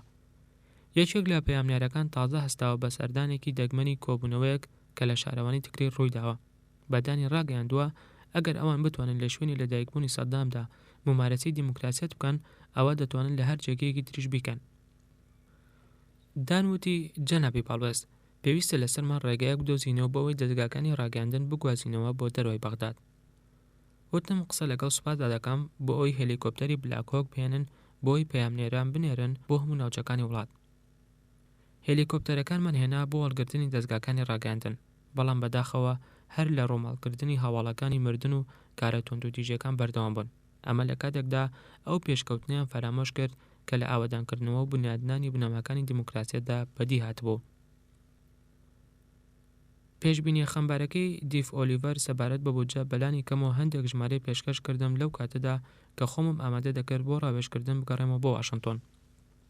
لەوێتە بۆ ڕێگە خۆشکەری بکەم بۆ یارمەتی زیادکراوە زەبەلەحەکان کە بێگومان بۆ پڕکردنەوەی خەرجە چاوەڕوان نەکراوەکان بۆ بنیادلانەوەی وڵاتێکی زۆر نەخۆش پێویستمان پێی دەبێت. دەکرێت بڵین هەموو ڕۆژێک ڕاوێژکارەکان بڕێکی زیاتر لە هەواڵی ناخۆشیان بۆ دەهێنم. دەرەنجامە کۆتاییەکانیش هەرچۆنێک بن ئەوە لەسرم بوو دەست بە نەرمکردنی کۆشکی سپی و نووسنگەی بەڕێوەبردننی بودجە و کۆنگرێس بکەم تا ڕازیان بکەم بەوەی کە بۆ ئەوەی ڕەوشەکە لە عێراقدا بەرەو باشی بڕوات ئێمە پێویستمان بە بڕێکی زیاتر لە دارایی هەیە. دەمزانی کە ڕازیکردنیان ئاسان نابێت. لەو کاتەوە گەیشتومەتە عێراق لە پێکداداندا بووم لەگەڵ ئەو فەرمانبەرانەدا کە لە واشنگتۆن داراییەکانیان لەژێر دەسەڵاتدا بوو. لەو ڕووداوە خەمهێنانەش ئەوە بوو سەرۆک فەرمانی پێکرد بووم کە بە خێرایی کار بکەم. بەڵام زۆرجار دامەزراوەکانی وەک نووسنگەی بەڕێوەبردننی بودجە و ئاژانسی ئەمریکی بۆ گەشەپێدانی نێودەوڵەتی سەر بە وەزارەتی دەرەوە ئاستەنگیان بۆ دروست دەکردم. لە ڕەوشی ئاساییدا نووسنگەی بەڕێوەبردننی بودجە ڕۆڵێکی گرنگ دەگەڕێت لە پێشکەشکردنی وردەکاریەکانی چۆنێتی خەرجکردنی ئەو پارانەی تەرخان کراون و ڕەزامەندیان لەبارەوە وەرگیراوە. ئەو پرۆسەیەش هەمیشە هەندێک کاتی دەوێت، بەڵام ڕەوشەکە لە عێراق لە ساڵی 2003دا ئاسایی نەبوو. ئێمە کاتێکی زۆرمان لە بەردەستدا نەبوو بۆ ئەوی پێچکەی ئابووری بخینە کەڕ. لە کۆبوونەوەکەمدا لەگەڵ سەرۆک لە قەتەر لە سەرەتاکانی حوزەیران یۆنۆدا ئاندیکاردی گەورە فەرمانبەری کۆشکی سپین بردە لایەکەوە و داوای هەندێک لێبوردنم کرد لەو تۆڕە بیرۆکراسی ڕۆتین و باوانە. ئەو بەڵێنی یارمەتی پێدام، بەڵام ململانە بچووکەکان لەگەڵ فەرمانبەرەکان لە نووسنگەی بودجەدا هیچ کاتێک کۆتاییان پێ نەدەهات. لە ماوەی هەفتەکانی یەکەممدا لە عێراق بۆ دۆناڵد ڕامسفێلدم نووسی کە ئێمە ناتوانین تەحملی ئەو پێڕەوەخاوە بکەین کە بیرۆکراتیەکان لە واشنگتۆن دەیگرنە بەر. ڕامسفێلد پێشتر داوای لە جۆن هامەر کردبوو کە جێگری پێشووی وەزارەتی بەرگری بوو لە سەردەمی سەرۆک کلینتۆندا بە هاوڕێتی گروپێک لە بەرایەکانی تەمووز یۆلیۆدا پێن بۆ عێراق بۆی ئەوە ببینین کە ڕوبەڕووی هاوپەیمانان دەبێتەوە. لە راپۆرتە تابێتەکەیدا بۆ ڕامسفێلد هامەر ئەو تەحەدایانەی کۆ کردبەوە کە ڕوبەڕووی دەسەڵاتی کاتی هاوپەیمانان دەبنەوە. باسی ئەوەی کردبوو کە دەسەڵاتی کاتی هاوپەیمانان ڕوبەڕووی گرفتێک دەبنەوە زۆر قروسترە لە تەحەدای سەر لە نوێ بنیادنانەوەی تەقلیدی دوای جەنگ. عێراق ئابوورێکی تەواو شکست خواردووی هەیە. دەسەڵاتی کاتی هاوپەیمانانیش ڕوبەڕووی ڕەوشێک دەبێتەوە هاوشێوەی ئەڵمانیا شکست خواردووە لە ساڵی 1945 و یەکێتی سۆڤێتی شکست خواردوو لە ساڵی 1989. ئەو بەرپرسەی پێشوو لە ئیدارەکەی کلینتۆندا تێبینی ئەوەشی کردبوو کە وێڕای ئەم ڕەوش و بارودۆخە ئەوە دەسەڵاتی کاتی هاوپەیمانان بە شێوەیەکی سەرسوڕهێنەر بەرەو پێش دەچن، بەڵام لە هێز و پارە و نەرمی لە ئەنجامی کارەکاندا گرفتی هەیە. پێداگریشی کردبوو کە نزیکردنەوەی میکانیزمەکانی حکومکردن و کارکردن بە شێوازی با و ئاسایی ئاستەنگ دروست دەکات لە بەردەم دەسەڵاتی کاتی هاوپەیماناندا. وتیشی ئەو سیستەمی بودجەی بنەڕەتەیە کە دەسەڵاتی کاتی هاوپەیمانان داینەوە لە نمونەی ئەم ژینگە ئاڵۆزەدا دەستکەوتێکی سەرسوڕهێنەرە. بەڵام هامەر بە ڕامسفێلدی ڕاگەیاندبوو سەرسام بووم کاتێک ئەو کۆت و ئاستەنگانم بیست کە فەرمانبەرە بچووکەکانی لای تۆ دەستی پێوە دەگرن بۆ دەستکەوتنی دارایی و وابەستەبوونەکان. لە دوای ڕەزامەندی وەرگرتنی تۆ ڕەزامەندی وەرگرتنی نووسنگەی بەڕێوەبردننی بودجە لەسەر پێدانی پارەکان دەڕۆژ دەخایێنێت. ئەوان ئاستێک لە وردەکاری داوا دەکەن کە بە ڕاشکاوی پێم وایە ناکرێت بەرگری لێ بکرێت. هەروە بەتوندی هانی ڕامسفێلدیدا ئەم هەلە بقۆزێتەوە بۆ ڕزگاربوون لە تەنگەتاوکردنەکانی نووسنگەی بەڕێوەبردننی بودجە. هەروەها بۆ کاراسانیکردنیان و پێدانی ئەو نەرمی نواندنەی کە بەڕێوەبەری دەسەڵاتی کاتی هاوپەیمانان پێویستێتی. ئەوە شتێکە کە من تەنها دەتوانم ئامینی بۆ بکەم. لە 7 تەمووز یۆلۆدا یاداشتێکم ڕەوانە کرد بۆ ڕامسفێلد جەخت لەوە دەکاتەوە کە لە پێچینەوەکانی نووسنگەی بەڕێوەبردننی بودجە وا دەکات کۆشتەکانی خێراکردنی سەر لە نوێ بنیادنانەوە و سازکردنەوەی ئابووری عێراق زیاتر زەحمەت بێت و کاتێکی زیاتری پێدەچێت. هەروەها ئەوەشم بەبیر هێنایەوە کە واشنتن زۆر خاوی دەنوێنێت لە دامەزراندنی ئەو فەرمانبەرانەدا کە دەسەڵاتی کاتی هاوپەیمانان پێویستی پێیانە. تا ئێستا هیچ کارمەندێک لەو 250 کەسە نەگەیشتونەتە بەغدا کە پێش چەند هەفتەیەک داوام کردبوون. ڕۆتین لە واشنتن بە درێژایی ساڵ پێدانی داراییەکانی ئاوەدانکردنەوە و گەیشتنی فەرمانبەرەکان خاو و هێواش دەکاتەوە. زانینی تەحەداکان شتێکە و زانینی ئەوەش کە چی بکەیت لە بەرامبەریدا شتێکی ترە. لە ماوەی هەفتەیەک لە دوای هاتنم بە بەغداد ڕوون بەوە کە ئێمە پێویستمان بە پلانێکی کاری گشتگیر هەیە، بە تایبەتی پلانەکانی پێش جەنگ کە واشنتن ئامادەی کردبوو تێپەڕێنراوە.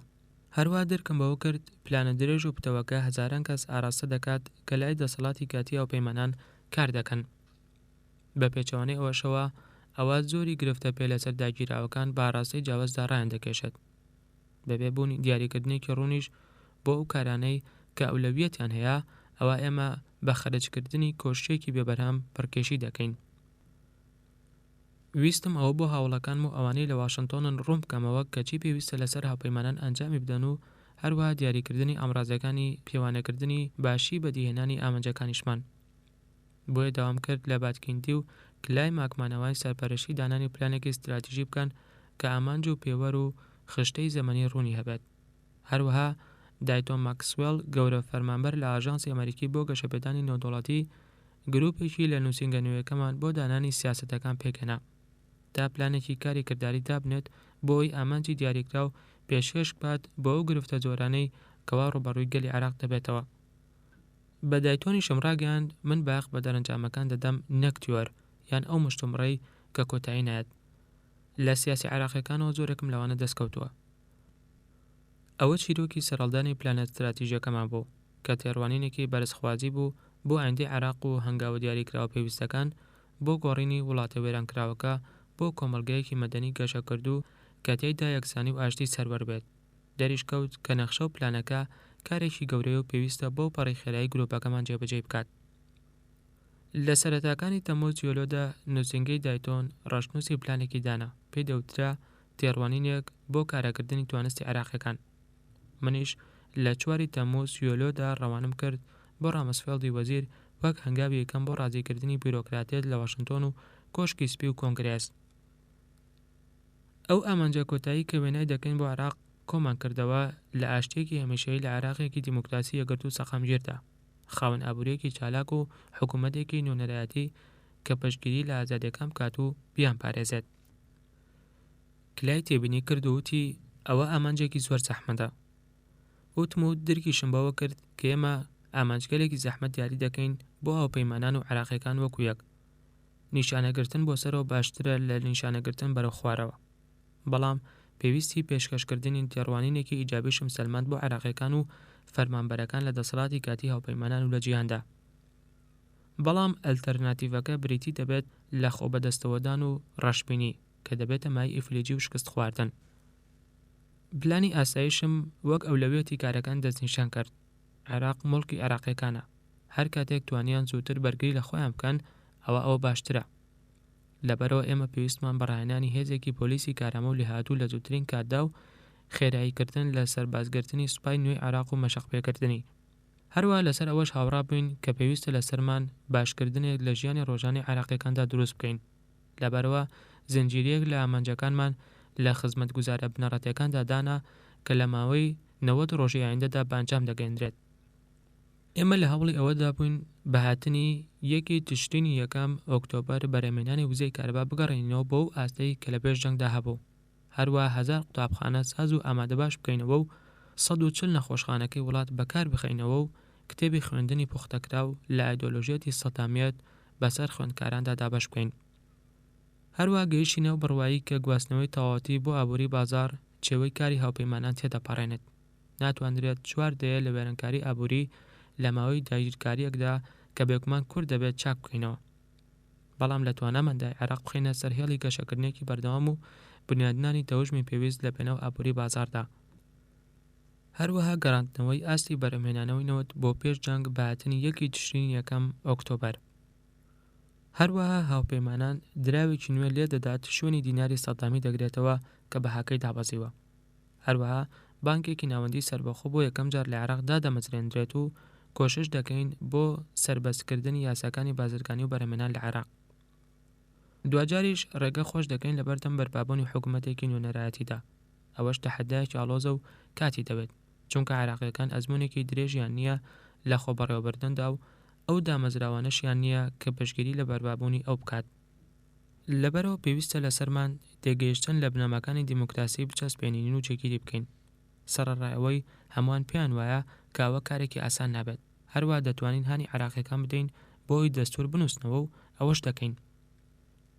لەگەڵ گروپی پلاندانان و سەربازیەکاندا کارم کرد بۆ دانانی ئامانجگەلێکی دیاریکراو کە بکرێت لە ماوەی 90-120-360 ڕۆژدا بە پشتبەستن بە ئامانجە استراتیژیەکانمان پێی بکەین. ئەوەی کە گرنگە پێشکەوتنەکە لەسەر زەوی بینراو بێت کاتێک کە کۆشکی سپی دەڕوات بۆ کۆنگرێز لە پێناو دەستخستنی یارمەتی زیادەدا. هەروە کاتێکیش کە من و پاوڵی وەزیری دەرەوە ئامادەی کۆنگرەیەک دەبین کە نەتەوە یەکگرتووەکان بانگەشەی بۆ کردووە بۆ دەستخستنی ئەو بەخشینەی نێودەوڵەتیانەی کە تەرخان کراون بۆ سەر لە نوێ بنیادنانەوەی عێراق. وەک دایف ئۆلیڤەریش ڕوونی کردەوە دەرامەتە نەوتیەکان بەشی خەرجیەکانی حکوومەتی عێراق ناکات. پێشبینی ئەوەشی کرد لە بەرایەکانی ساڵی 2004دا تووشی بێپارەی بین. لە بەدبەختیش هەموو بڕگەیەک لە لیستی ئەولەویەتەکاندا پارەی تێدەچێت لە مەشقکردن بە پۆلیسەوە بۆ سەر لە نوێ بنیادنانەوەی قوتابخانەکان. لە کاتی پرۆسەی پەرەپێدانی پلانەکەمان و داوای پەرەپێدانی زیاتر پێویستە لەسەرمان لە پەیوەندی دابین لەگەڵ بانکی نێودەوڵەتیدا. ئەم بانکە بە کردارەی 15 کەس گروپی هەڵسەنگاندنی ناردۆ بۆ عێراق. هەر یەکەشیان ڕاست پێردراوە بە خەمڵاندنی ئەو پارانەی کە عێراق پێویستیەتی بۆ سەر لە نوێ بنیادنانەوەی کارتەکانی وزە یان کشتوکاڵ یان پیشەسازی و دەیان بەشی تری ئابووری کەفتکار. لە کۆتاییەکانی تەمموز یۆلۆدا لەگەڵ جیم وۆڵفستۆنی سەرۆکی بانکی نێودەوڵەتیدا بە تەلەفۆن باسم لە پرۆسەکە کرد. پێم وت: جیم، من دەزانم کە بانک 6 مانگ دیاری دەکات بۆ ئەنجامدانی هەڵسەنگاندنەکە. ئێمە پێویستمان بەوەیە کارەکانی هەڵسەنگاندن بە خێراییەکی زیاتر ئەنجام بدرێت بۆی بواری ئەومان هەبێت شارەزایەکانتان بۆ دانانی پێشنیاری یارمەتیە زیادەکان بەکاربهێنین. تێگەیشتم کەی پێویستت پێی دەبێت؟ لە ماوەی 6 هەفتەدا لە بری 6 مانگ. هەموو شتێک لێرە بە کاتی عێراق دەڕوات بەڕێوە جیم. وۆڵفستۆن بە پێکەنینەوە وەڵامی دایەوە ئەوەی لە توانەمدا بێت دەیکەم. ئەوەشی ئەنجامدا. گروپەکە بە ڕێگەیەک لە ڕێگاکان توانیان کاری هەفتەیەک لە ڕۆژێکدا ئەنجام بدەن. ئەوەش بە دەستکەوتێکی بچووک دانانرێت لە هاوینی عێراقدا. بانکەکە لە کۆتاییدا گەیشتە ئەوەی کە بۆ سەر لە نوێ ئاوەدانکردنەوەی عێراق پێویستی بە 55 بۆ 77 ملیار دۆلار هەیە. دوای پەیوەندیکردن بە جیمەوە لە کاتێکدا پلەی گەرمای بەغداد لە بەرزبوونەوەدا بوو، لەگەڵ دەنگ و هاواری جوڵەی هاتوچۆی دوانیۆڕۆ لەسەر شەقامی ئەبوونەواز بەسەر ڕووبارەکەدا هەستم کرد ئێمە خەریکە بەرەو پێش دەچین لە کارەکانماندا. دەنگی هەلیکۆپتەرێک بیسترا کە بەسەر ڕووی بیناکەدا دەفڕی بۆی خۆی لابدات لەو تەقانەی کە لە ناوڕاستی شارەکە و لێ دەکرا. هەڕەشەی هێرشە موشەکیەکانیش ناچاریان کردنەوەی فڕۆکەخانەی بەغدادی نێودەوڵەتی لە بەردەم جوڵەی بازرگانیدا دوا بخەم. ئێستاش فڕۆکەکانی جۆری 330 لە کاتی نیشتنەوەدا بە شێوەیەکی پێچاوپێچ خۆیان لار دەکەنەوە بۆ ئەوی فێڵ بکەن لەو موشەکانی کە شوێن گەرمای فڕۆکەکە دەکەون. دەرکم بەوە کرد ئێمە لە پەشبڕکەیەکداین کە بە باشبوونی ئابووری و سەر لە نوێ بنیادنانەوە و وێڕای بنیادنانی حکوومەتێکی نوێنەرایەتی لەگەڵ ئاسایشدا تێک چەنراون. ئەوەندە بەسە کە تێکدەرێک بەهۆی نارنجۆکێکەوە بۆشایی لە بۆرێکی نەودا دروست بکات و بەرهەمهێنانی نەوت بوەستێنێت کە دەکرێت ئەوە چەندین ئۆتۆمبیلی بارهەڵگر لە پارێزگاکاندا پەک بخات و دەبێتە هۆی وەستاندنی ئاوەدانکردنەوەی قوتابخانەیەک یان نەخۆشخانەیەک و ناچاربوون بە کڕینی سوتەمەنی لە کوێیت و تورکیا بە نرخێکی زۆر گران. هەروەک چۆن ئاڵۆزبوونی ڕەوشی ئەمنی بەهۆی ئەو بۆمبانەوە کە لەسەر ڕێگاکان دەتەقنەوە و هێرشی قەناسەکان وا دەکەن بەکارهێنانی بەڵێندەرە بیانیەکان زەحمەت بێت یان زۆری تێبچێت.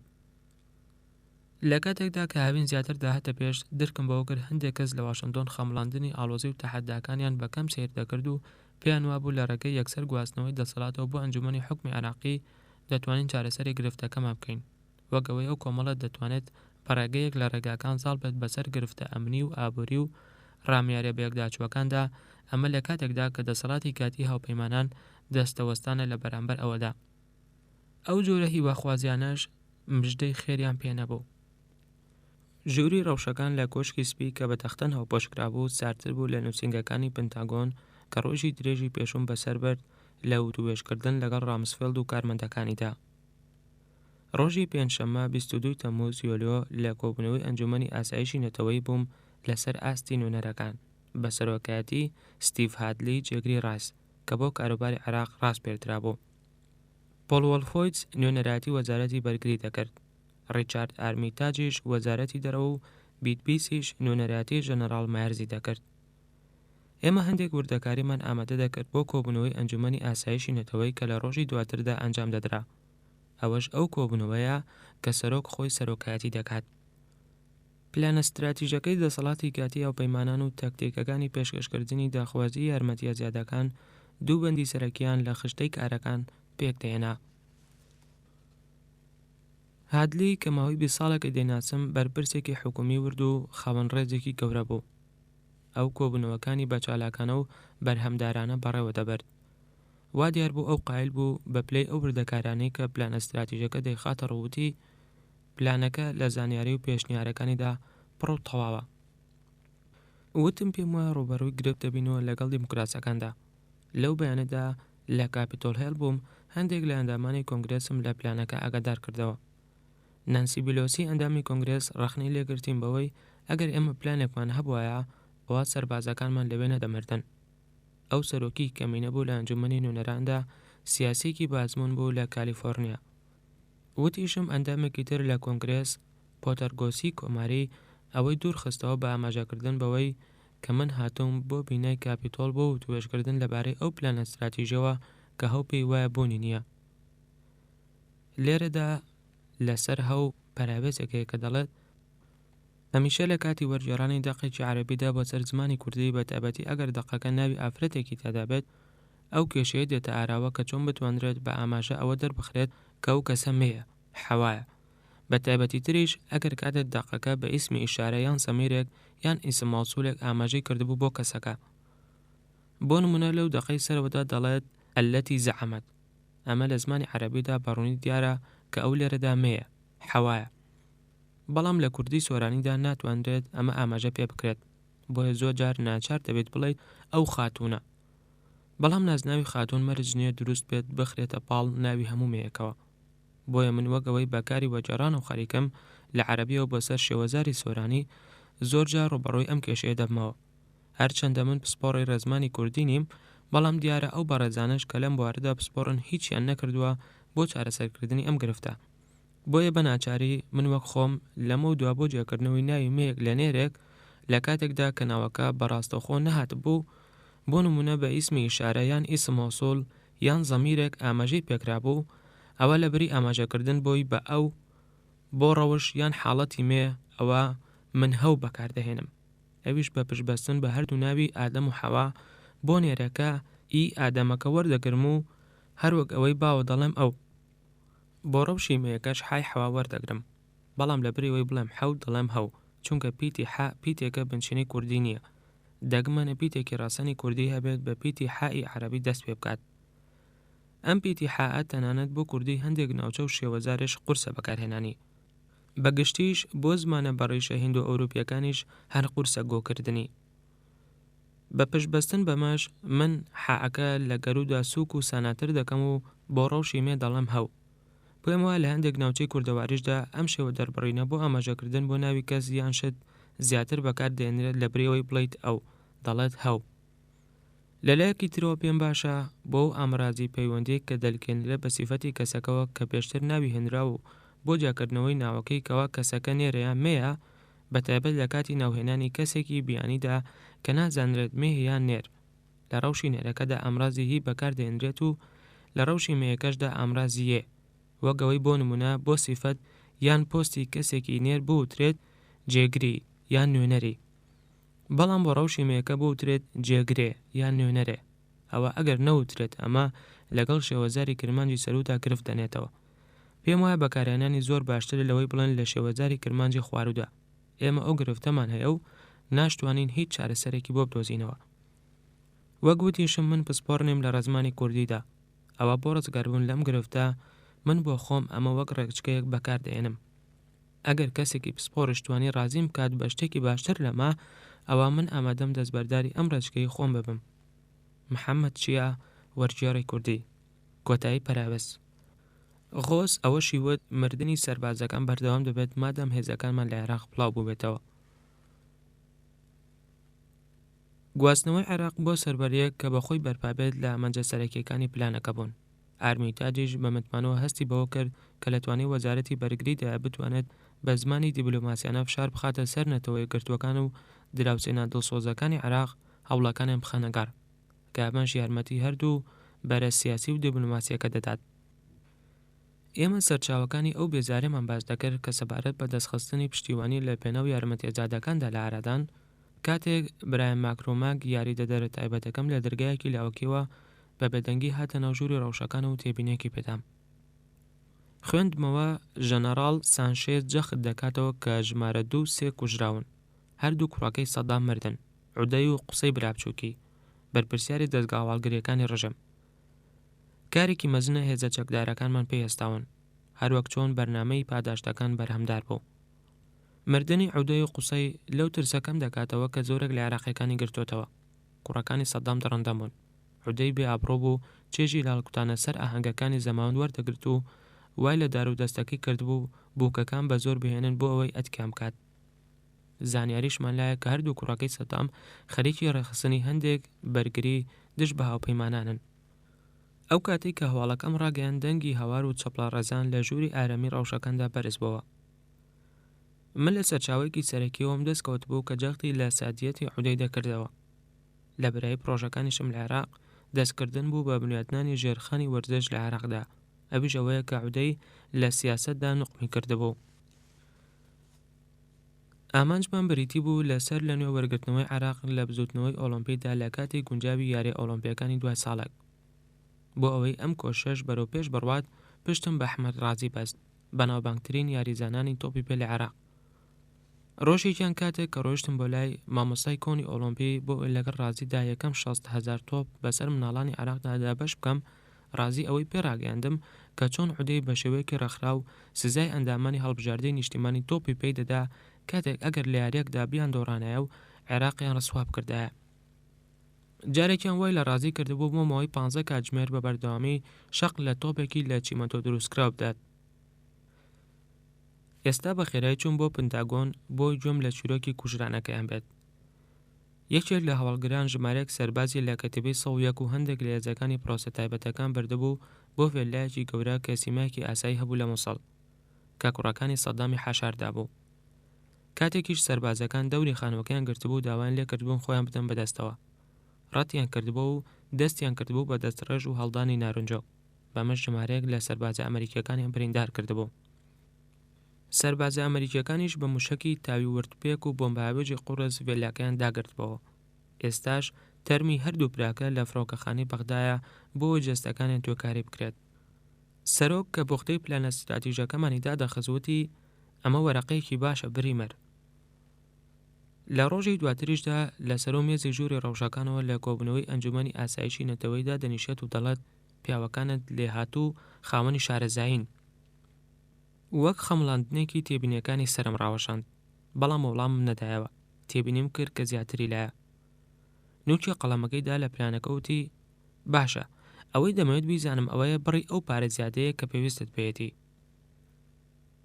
چینی جێگری سەرۆک و ڕامسفێلد و کۆڵم پاول و کۆندۆلیزا ڕایس و ئەندیکار چاودێریان دەکردم لە دەوری مێزەکە. لە نیسان ئەپڕەلدا کۆنگرێس 2.5 ملیارد دۆلاریان تەرخان کرد بۆ یارمەتیدانی عێراق بۆ ئەوەی بێتەوە سەرخۆی، بەڵام ئەو پارانە لە ناوەڕاستی ئاب ئەو گەزدا کۆتایی پێدات. داواکردنی یارمەتی زیادەش لەلایەن ئیدارەوە هەمیشە هەستیارێکی سیاسی لەگەڵدا دروست دەبوو. بەڵام هێشتا و تەکنیکانە دیاری نەکراون کە پەیوەستن بە مێژووی پێشکەشکردنی دراوەکەوە. نادیاری گەورەش بریتیە لەو بڕی کە پێویستمان پێی دەبێت. سەرەتا وتم جەنابی سەرۆک، بە پێی شیکاری بەرایی گروپەکەی بەغداد ئێمە بەلایانی کەمەوە بە تەمای 5 ملیارد دۆلارین. ئەوە شموت کە ژمارەی کۆتایە لەسەر شیکاری زیاتر و شیکارەکانی گروپی بانکی نێودەوڵەتی دەوڵەتی دەوەستێت. بۆش کورسەکەی جێڕایەوە بۆ دواوە. وا لە سیمایدا دیار نەبوو کە بێزار بوو بێت لە ژمارەکە. تاکە پەرچەکردارێکیشی ئەو بوو کەوتی من سەرسامم لەوەی کە ژمارەکە کەمە. ئەو جەختکردنەوەی سەرۆکم بیرکەوتەوە کە لە ئایر مایۆ داوتی لە پێناو یارمەتیدان و بنیادنانی عێراقێکی ئازاد و پشتیوانی لێکردنی ئەوەی پێویست بێت ئیدارەکەی دەیکات. ئەوە تا ئێستاش دڵنیام دەکاتەوە لەوەی کە بۆ ئەنجامدانی کارەکە دەمانەوێت. جەنابی سەرۆک، پێویستە لەسەرمان شتێک بکەین سەبارەت بە سوکردنی ئەو قەرزانەی کە لەسەر عێراقن. وەزارەتی دارایی وای خەمڵاندووە عێراق نزیکەی 120 ملیار دۆلار قەرزارە و لەسەرێتی بیداتەوە. ناتوانن حکوومەتی نوێی عێراقیش بخەینە ژێرباری قەرزەکانی سەدامەوە، چونکە ئەوە هەڵەی ئەو باربوانی جەنگ دووبارە دەکاتەوە کە لە ڤێرسای بەسەر ئەڵمانیادا سەپێنرا. پێش 10 ڕۆژ ڕایسم ڕاست پاردبوو سەرۆک چاو بۆ دابەخشێنێت کە جێمس بیکەری وەزیری پێشووتر هەوڵێکی سیاسی نێودەوڵەتی بدات بۆی قورسایی قەرزەکانی عێراق چوو بکرێت. بەرگەی کۆتایش لە خشتەی کارەکانی ئەنجومەنی ئاسایشی نەتەوەی ئەوە بوو کە ئایا کۆشکی سپی و وەزارەتی دەرەوە فشار دەخەنە سەر نەتەوەیە گرتوەکان لە پێناو دەرکردنی بڕیارێکی تر لەلایەن ئەنجومەنی ئاسایشی نێودەوڵەتیەوە کە داوا لە وڵاتانی ئەندام دەکات بە ناردنی یەکەی جەنگاوەری بەشداری لە هێزەکانی هاوپەیماناندا لە عێراقدا بکەن. پاوڵ وتی پێم وایە ئەوە پێویست نییە. بڕیاری 1483 ئەوە ڕوون دەکاتەوە کە ئەندامانی نەتەوەیە گرتوەکان دەتوانن هێز بنێرن. بۆ بیرکردنەوە لە مەسەلەکە ساتێک وەستا. لە بەرامبەردا دەکرێت بڕیارە نوێیەکەی یارمەتیدەر بێت لە هەندانی هەندێکی تر بۆی بێنە ناو کاروانەکەوە. مەسەلەکە وەیە ئەو نرخە کامەیە کە پێویستە لەسەرمان بیدەین لە پێناو بڕیارە نوێیەکەدا. ڕۆسەکان هەوڵ دەدەن یاری بکەن بۆی هەندێک گرنتی دەست بێنن سەبارەت بە قەرزەکانێک کە پێیان بدرێتەوە. هەروەها گرێبەستەکانی نەوت کە لەگەڵ سەدامدا ئیمزایان کردووە. هەروەها وەک هەمیشە فەڕەنسیەکانیش بێزارمان دەکەن، بەڵام پێم وایە دەتوانین چارەسەری ئەو بکەین. هەروەها دەتوانین بە کۆی دەنگ بگەینە بڕیارێک. هەروەها دەتوانین داوا لە باڵوێزەکانمان بکەین کە دەمودوی هاوتاکانیان لە نیویۆرک و پایتەختە گەورەکان تاقیب بکەنەوە. سەرۆک گوتی کۆڵن ئەوە بکە. دوانیۆڕۆی و ڕۆژان نووسنگەی یاسادانان لە پنتاگۆن نوسخەیەک لە پلانە استراتیژەکە کە قەبارەکەی 57 لاپەڕە بوو دابەشی کرد بەسەر 535 ئەندامی کۆنگرێسدا. سەرەڕای ئەوەی کە هەموو سیناتۆر و نوێنەرێک نوسخەیەکی ئەو پلانەی پێدرا، بەڵام هێشتا ژمارەیەک لە نێارەکانی سەرۆک لە ساڵی دواتردا بیانووی ئەوەیان دەهێنایەوە کە ئیدارەکەی بۆش هیچ پلانێکی نەبوو بۆ داگیرکردنی عێراق. بەتامە دکتۆر جەعفەری، ئەوم وت کاتێک کە پارێک مریشکی تازە و پاراوم لە نانی ناو دەفرەکەم هەڵدەژاند.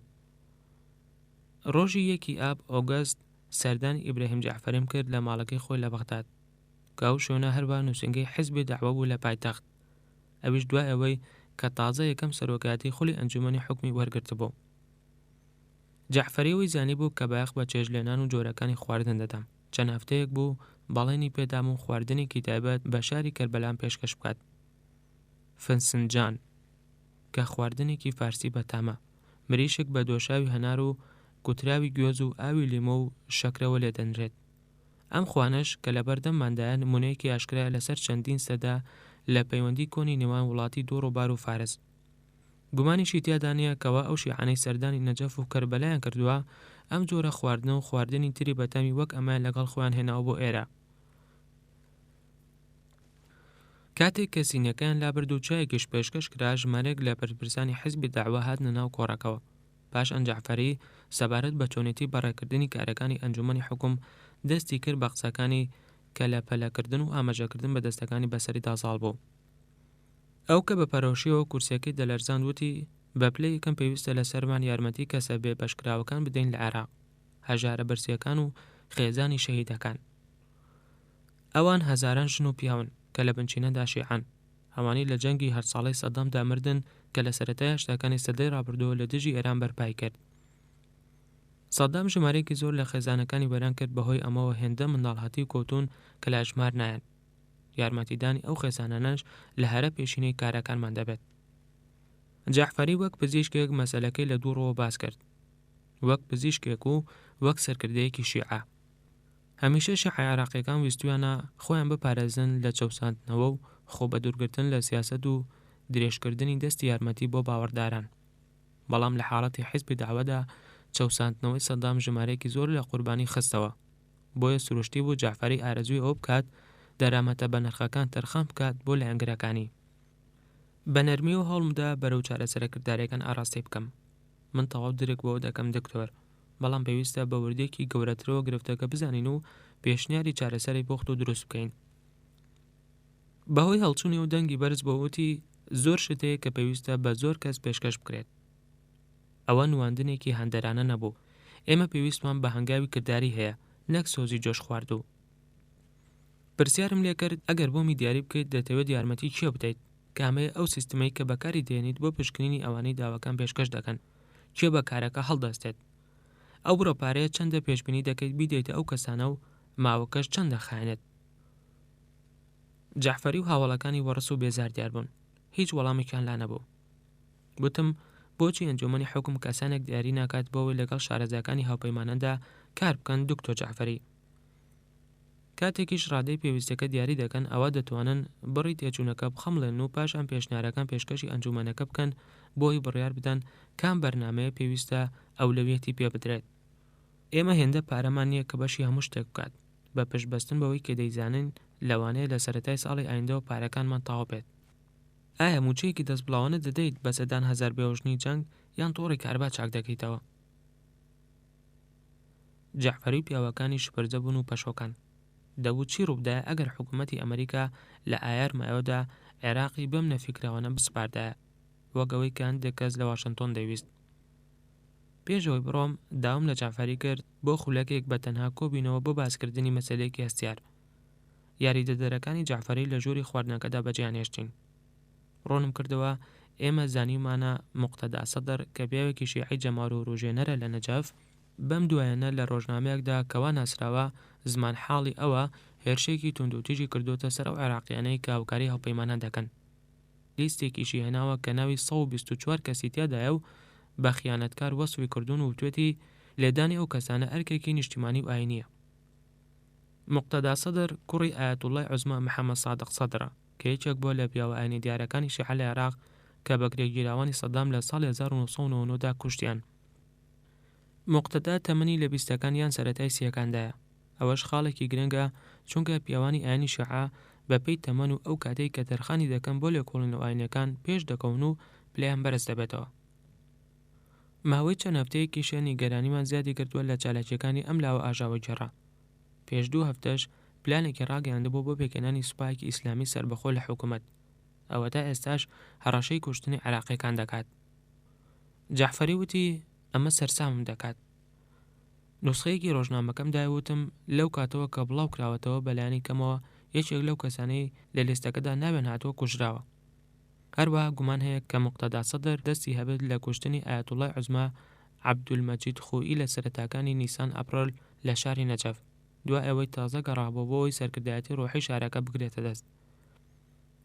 جەعفەری ماگەدار کردەوە ئێستا ژمارەیەک لە هاوڵەکانی بانک کرد بۆ ڕاوێژکردن سەبارەت بە مەسەلەکە کە موقتەدا سەدر مای مەترسێکی ڕوولەگەشە و زیادیە.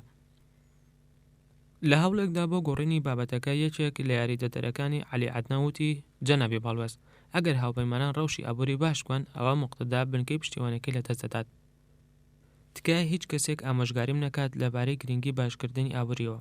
من هەزاران خۆبەخشم لایە لەوانەی کە شەو و ڕۆژ کار دەکەن لە پێناو باشکردنی ئابووریدا، نەک بۆ ڕووبەڕووبوونەوەی موقتەدا، بەڵکو لەبەرەوەی ئەوە کارە ڕاست و دروستەکەیە بۆ بەرژەوەندی عێراق. ئەوە فێربووە لەگەڵ قسەکردندا بەدەستی ژامەژە بکات. ئەمەش ئەوی ڕاوەستان بۆی بە شێوەیەکی ڕاستەوخۆ قسە لەگەڵ جەعفەریدا بکەم. دکتۆر، تۆ ئێستا سەرۆکێکی شیعەی دیار و سەرۆکی ئەم خولەی ئەنجومەنی حکومیت. پێویستە لەسەر سەرکردایەتی شیعە بە خێرایی هەندێک فشار بخاتە سەر موقتەدا پێشەوەی کاروبارەکان لە دەستمان دەربچن. سەری ڕاوەشان بەڵام هیچ شتێکی نەوت. لە کاتی گەڕانەوەمدا بۆ بارگای سەرکردایەتی دەسەڵاتی کاتی هاوپەیمانان بڕیارمدا کە هیوم هۆران بنێرم بۆ نەجەف بۆ ئەوەی هەمان پەیام ئاراستەی ئایەتوڵاکانی تر بکات لەوێ. هەروە لە ڕۆژی دواتردا مەسەلەکە لەگەڵ سەید بەحرەلعولومدا باس دەکەم. بیرم کردەوە موقتەدا سەدر دەتوانێت وڵات لە توپەت بکات، نابێت ڕەکەش بدەین ئەوە ڕۆ بدات. لە سەرەتاکانی ئاب ئۆگەستدا بێئومێدبوونم زیادی کرد لەو خاوی و سیستەی کە زاڵە بەسەر ئەنجومەنی حکومدا. بۆیە لە ڕۆژی دووشەمەی 4 ئەو مانگەدا لە یەکێک لە فەرمانبەرەکانەوە ئەوم زانی ئەمڕۆ 58مین ڕۆژە کە تیایدا لە کاتژمێر 9 بەیانیەوە پلەی گەرما دەگاتە 38 پلەی سەدی. لەگەڵیان کۆبوومەوە بۆ پێداچوونەوە وردەکاریەکانی بودجەی ساڵی 2023. پێشەوەی بینە سەر مەسەلەی پێشینیەکانی بودجە، یەکێک لە ئەندامانی ئەنجومەنی حوکم دکتۆر موفق ڕوبەعی کە پزیشکێکی شیعی نەرمونیانە پسپۆڕی بواری دەماریە لە بەریتانیا خوێندوێتی، پرسیارێکی نابەجێ و نەگریسی کرد. وتی: جەنابی باڵۆز بریمەر، هەواڵێکی ڕۆژنامەی بەغدای هەژاندووە دەڵێت تۆ بەنیازیت لەگەڵ ژمارەیەک لە عێراقیەکاندا هاوسەرگیری بکەیت. من هەندێک پرۆپاگەندەم لەبارەی ئەو وتارانەوە لە کارمەندەکان بیست بوو کە لەلام کار دەکەن، بەڵام وام دەزانی ئەوان بۆ ئەو وا دەکەن بیانەوێت قسەم لێ دەربێن و لەو بارەوە بدوێم. اینجا ڕوبەعی بە زەردەخەنەیەکە وتی: بۆیە جەنابی باڵۆز، ئەنجومەنەکە دەیەوێت بزانێت ئایا ئەوە ڕاستە؟ بە زەردەخەنەیەکە وەڵامی زەردەخەنەکەیم دایە، وتم: نەخێر، چونکە ئێستا هێندەی ئەو ژمارەی کە عینەکەم ڕێم پێدەدات ژنم هەیە. بەڵام گاڵتەکە درێژی نەکێشا. کاتێک لێبووینەوە لە پێداچوونەوەی بودجە، گەڕامەوە بۆ سەر مەسەلە سەرەکیەکە. پێشەوەی ئەنجومەنی حوکم پێک بێنرێت، داوام لە فەرمانبەرەکانم کرد لیستێکی دوور و درێژم بۆ ئامادە بکەن لەبارەی دەستکەوتە پێشوەختەکانی ئەنجومەنەکەوە کە بریتیە لە کۆمەڵە بڕیارێک دەکرێت بە خێرای ڕابگەێنین بۆی ئەنجومەنی حوکم ئەوە نیشانی گەلی عێراق بدات کە بەڕاستی جڵەوی بەرپرسیارەتی وەرگرتووە. بۆ نمونە پێشنیارم کرد کە بە شێوەیەکی ئاشکرا داوا بکەن لە هاوپەیمانان بە هاتنی 1 تشرینی یەکەم ئۆکتۆبەر بەرهەمهێنانی کارەبا بجێڕنەوە بۆ ئاستەی پێشجەنگ هەبوو. هەروەها ڕێگەیەکی خێرا بدۆزنەوە بۆ کەمکردنەوەی ڕێژەی بێکاری.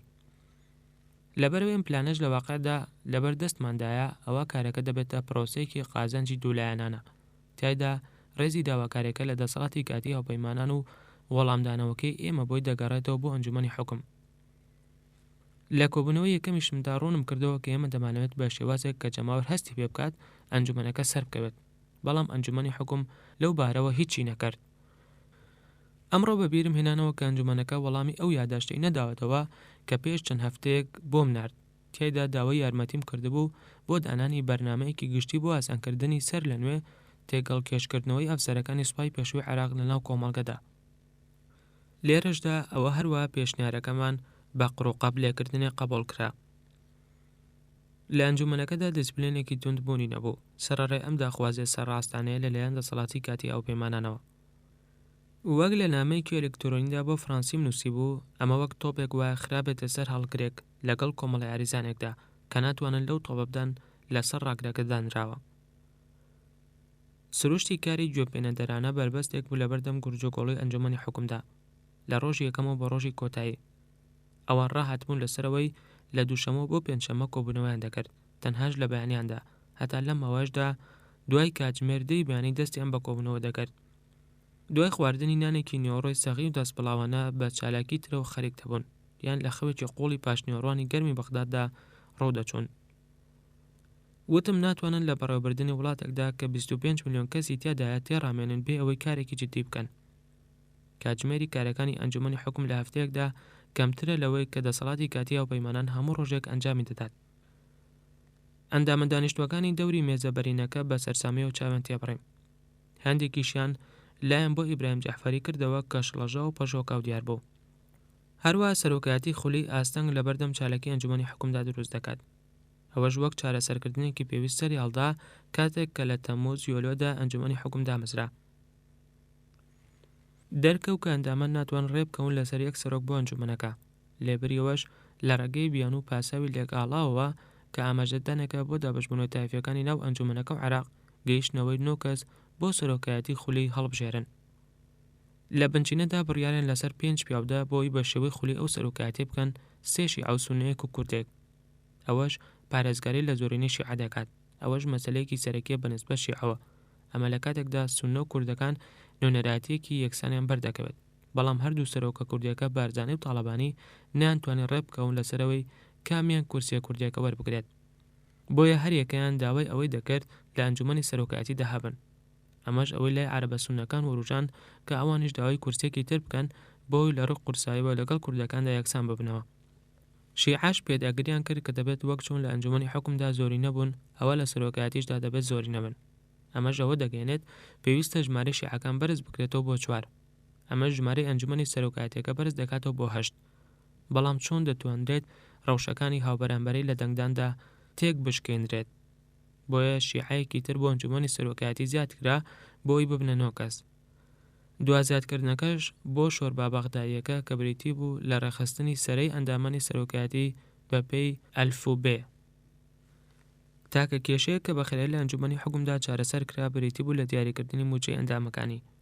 بۆ ئەمەش لیژنەیەکی لەقی بە سەرۆکایەتی چەلەبی گەیشتە بودجەیەکی ناقۆڵاو لە ڕادە بەدەر بۆ ئەنجومەنەکە. چەلەبی پێشنیاری کرد ئەندامان $50,000 لە ساڵێکدا وەربگرن، لە کاتێکدا وەزیرەکان $4,000 وەربگرن. جگە لەمەش بەنزینیان بۆ دابین بکرێت. ئەمەش وای کرد لە دەیڤد کە بەگاڵتۆ بڵێت ئەوە بوار بۆ هەر ئەندامێک دەرەخسێنێت مانگانە 50,000 بەرمیل ببڕێت لە شارێکدا کە ڕێگەوبانێکی خراپ و نالەباری هەبێت. لە هەمان ڕۆژدا بە ئەنجومەنەکەم ڕاگەیاند ئەو بودجەی پێشنیاریان کردووە بە 25 ئەندامەکەیان لە بودجەی تەرخانکرا بۆ وەزارەتی پەروەردە زیاترە کە 325,000 کارمەندی هەیە. چەلەبی ڕخنەی گرت و وتی ئەوە تەنها پرۆژەیەکی بودجەیە. کاتێک کۆندۆلیزا ڕایس پەیوەندی کرد و هەواڵی خراپی لە ئەنجومەنی ئاسایشی نێودەوڵەتیەوە پێگەیاندم، سەرۆکی ئیسپانی کە سەرۆکایەتی ئەنجومەنی ئاسایشی نێودەوڵەتی دەکرد هەوڵی دابوو بەیاننامەیەکی پیرۆزبایی بۆ ئەنجومەنی حکومی عێراق دەربکات، بەڵام شکستی هێنا. سەرەڕای ئەوەی کە خودی ئەنجومەنی ئاسایش لە بڕیارێکیدا داوای کردبوو ئەو ئەنجومەنی حکومە پێک بێنرێت.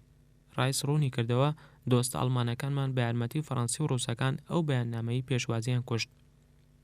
پێم وایە ئەمە مانای ئەوە دەگەێنێت ڕەنگە وەزارەتی دەرەوە نەتوانێت ئەوروپیەکان بەوە ڕازی بکات کە یارمەتی دەربن لە دەرکردنی بڕیارێکی نوێ لەلایەن نەتەوەی گرتوەکانەوە کە داوا لە هێزە نێودەوڵەتیەکان دەکات بێن بۆ عێراق. لەوە دەترسم جێری. چوینە سەر مەسەلەی حەیاویەکە کە سەبارەت بە دەرمەڵە زیاتەکانە. لەو کارانەی کە پیاوەکانی بودجە ئەنجامێنداوە لە ئێمە، هەروەها لەوەی کە لە گروپەکانی بانکی نێودەوڵەتیەوە زانیمان دەرکەوت کە ئێمە پێویستمان بە چەندین هێندەی ئەو 5 میلیارد دۆلارەیە کە لە بەردەم سەرۆکدا باسم کرد. ئیدارەکەش ناتوانێت پەیڕەوی ئەو خشتە باوە بکات بۆ داواکردنی پارە. نمونەی ئەم جۆرە داواکاریە هەمیشە لە کانونی دووەم یانەیاردا پێشکەش بە کۆنگرێس دەکرێت. بۆیە پێش کۆتاییەکانی بەهار پارەی تەرخانکراو بۆ پرۆژەکان فراهەم نابێت. پێویستیشە لەسەرمان پێشەوە دەست بەسەر لە نوێ ئاوادانکردنەوە بکەین. بە بڕێکی ناردنی بڕێکی زیاتریش لە پارە، ئەوە ئەو پەڕی لە مانگی شۆبات فێبرایاردا عێراق بێپارە دەکەوێت و ئیفلاس دەکات. من پێویستم بە یارمەتی تۆ هەیە بۆ ئەوی کۆشکی سپی و نووسنگەی بەڕێوەبردننی بودجە ڕازی بێت تا داواکاری بودجەی ئێمە لە هەموو داواکاریەکانی تری حکوومەت جیا بکاتەوە. ڕایس وتی ئەوە کارێکی زەحمەت دەبێت. ئەوەی بەبیر هێنامەوە کە کۆنگرێس دەیەوێت لە هەفتەی یەکەمی تشرینی 2 نۆڤەمبەردا کۆ ببێتەوە. سەیرێکی ڕۆژمێرەکەمم کرد. لە کۆتاییەکانی مانگی تشرینی 1 ئۆکتۆبەردا کۆبوونەوەی وڵاتە کۆمەک بەخشەکانمان هەیە. بۆیە زۆر گونجاو لەبارە یارمەتیە زیادەکانمان پێش ئەوە بەدەست بکات بۆی بۆ وڵاتانی تری دەربخین کە ویلایەتە یەکگرتووەکان هەستاوە بە پێشکەشکردنی پشکی خۆی.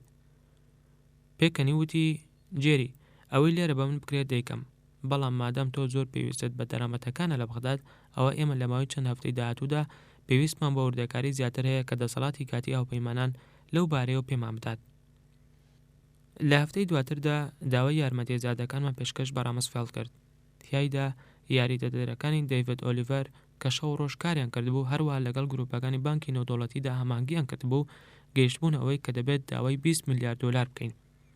لە یادداشتیەوە پێچی داواکەدا بە ڕامسفێڵدم ڕاگەیاند پێویستە لەسەرمان ئەو بۆشایی کە لێنە پڕ بکەینەوە لە نێوان ئابوووریەکی کەوتوو ئابوووریەکدا کەوا گەشەیەکی بەردەوام بۆ کەرتی تایبەت فراهەم دەکات. ئەرکەکەشمان دەخوازێت بۆ کەلی عێراقی ڕوو بکەینەوە کە ئازادی سیاسی هاوکات مانەی ژیانێکی باشتریش دەگەێنێت. کات سەرچاوێکی بەفیڕۆدەرە لێرە.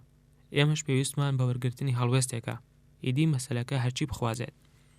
پێداگریشم کرد کە نوسخەیەکی لێ بنێرێت بۆ ڕایس بۆی کۆشکی سپی بێتە ناوە، بەڵام تۆڕە جاڵجاڵۆکەیەکان بەردەوام بوون لە خنکاندنی کارەکەمان.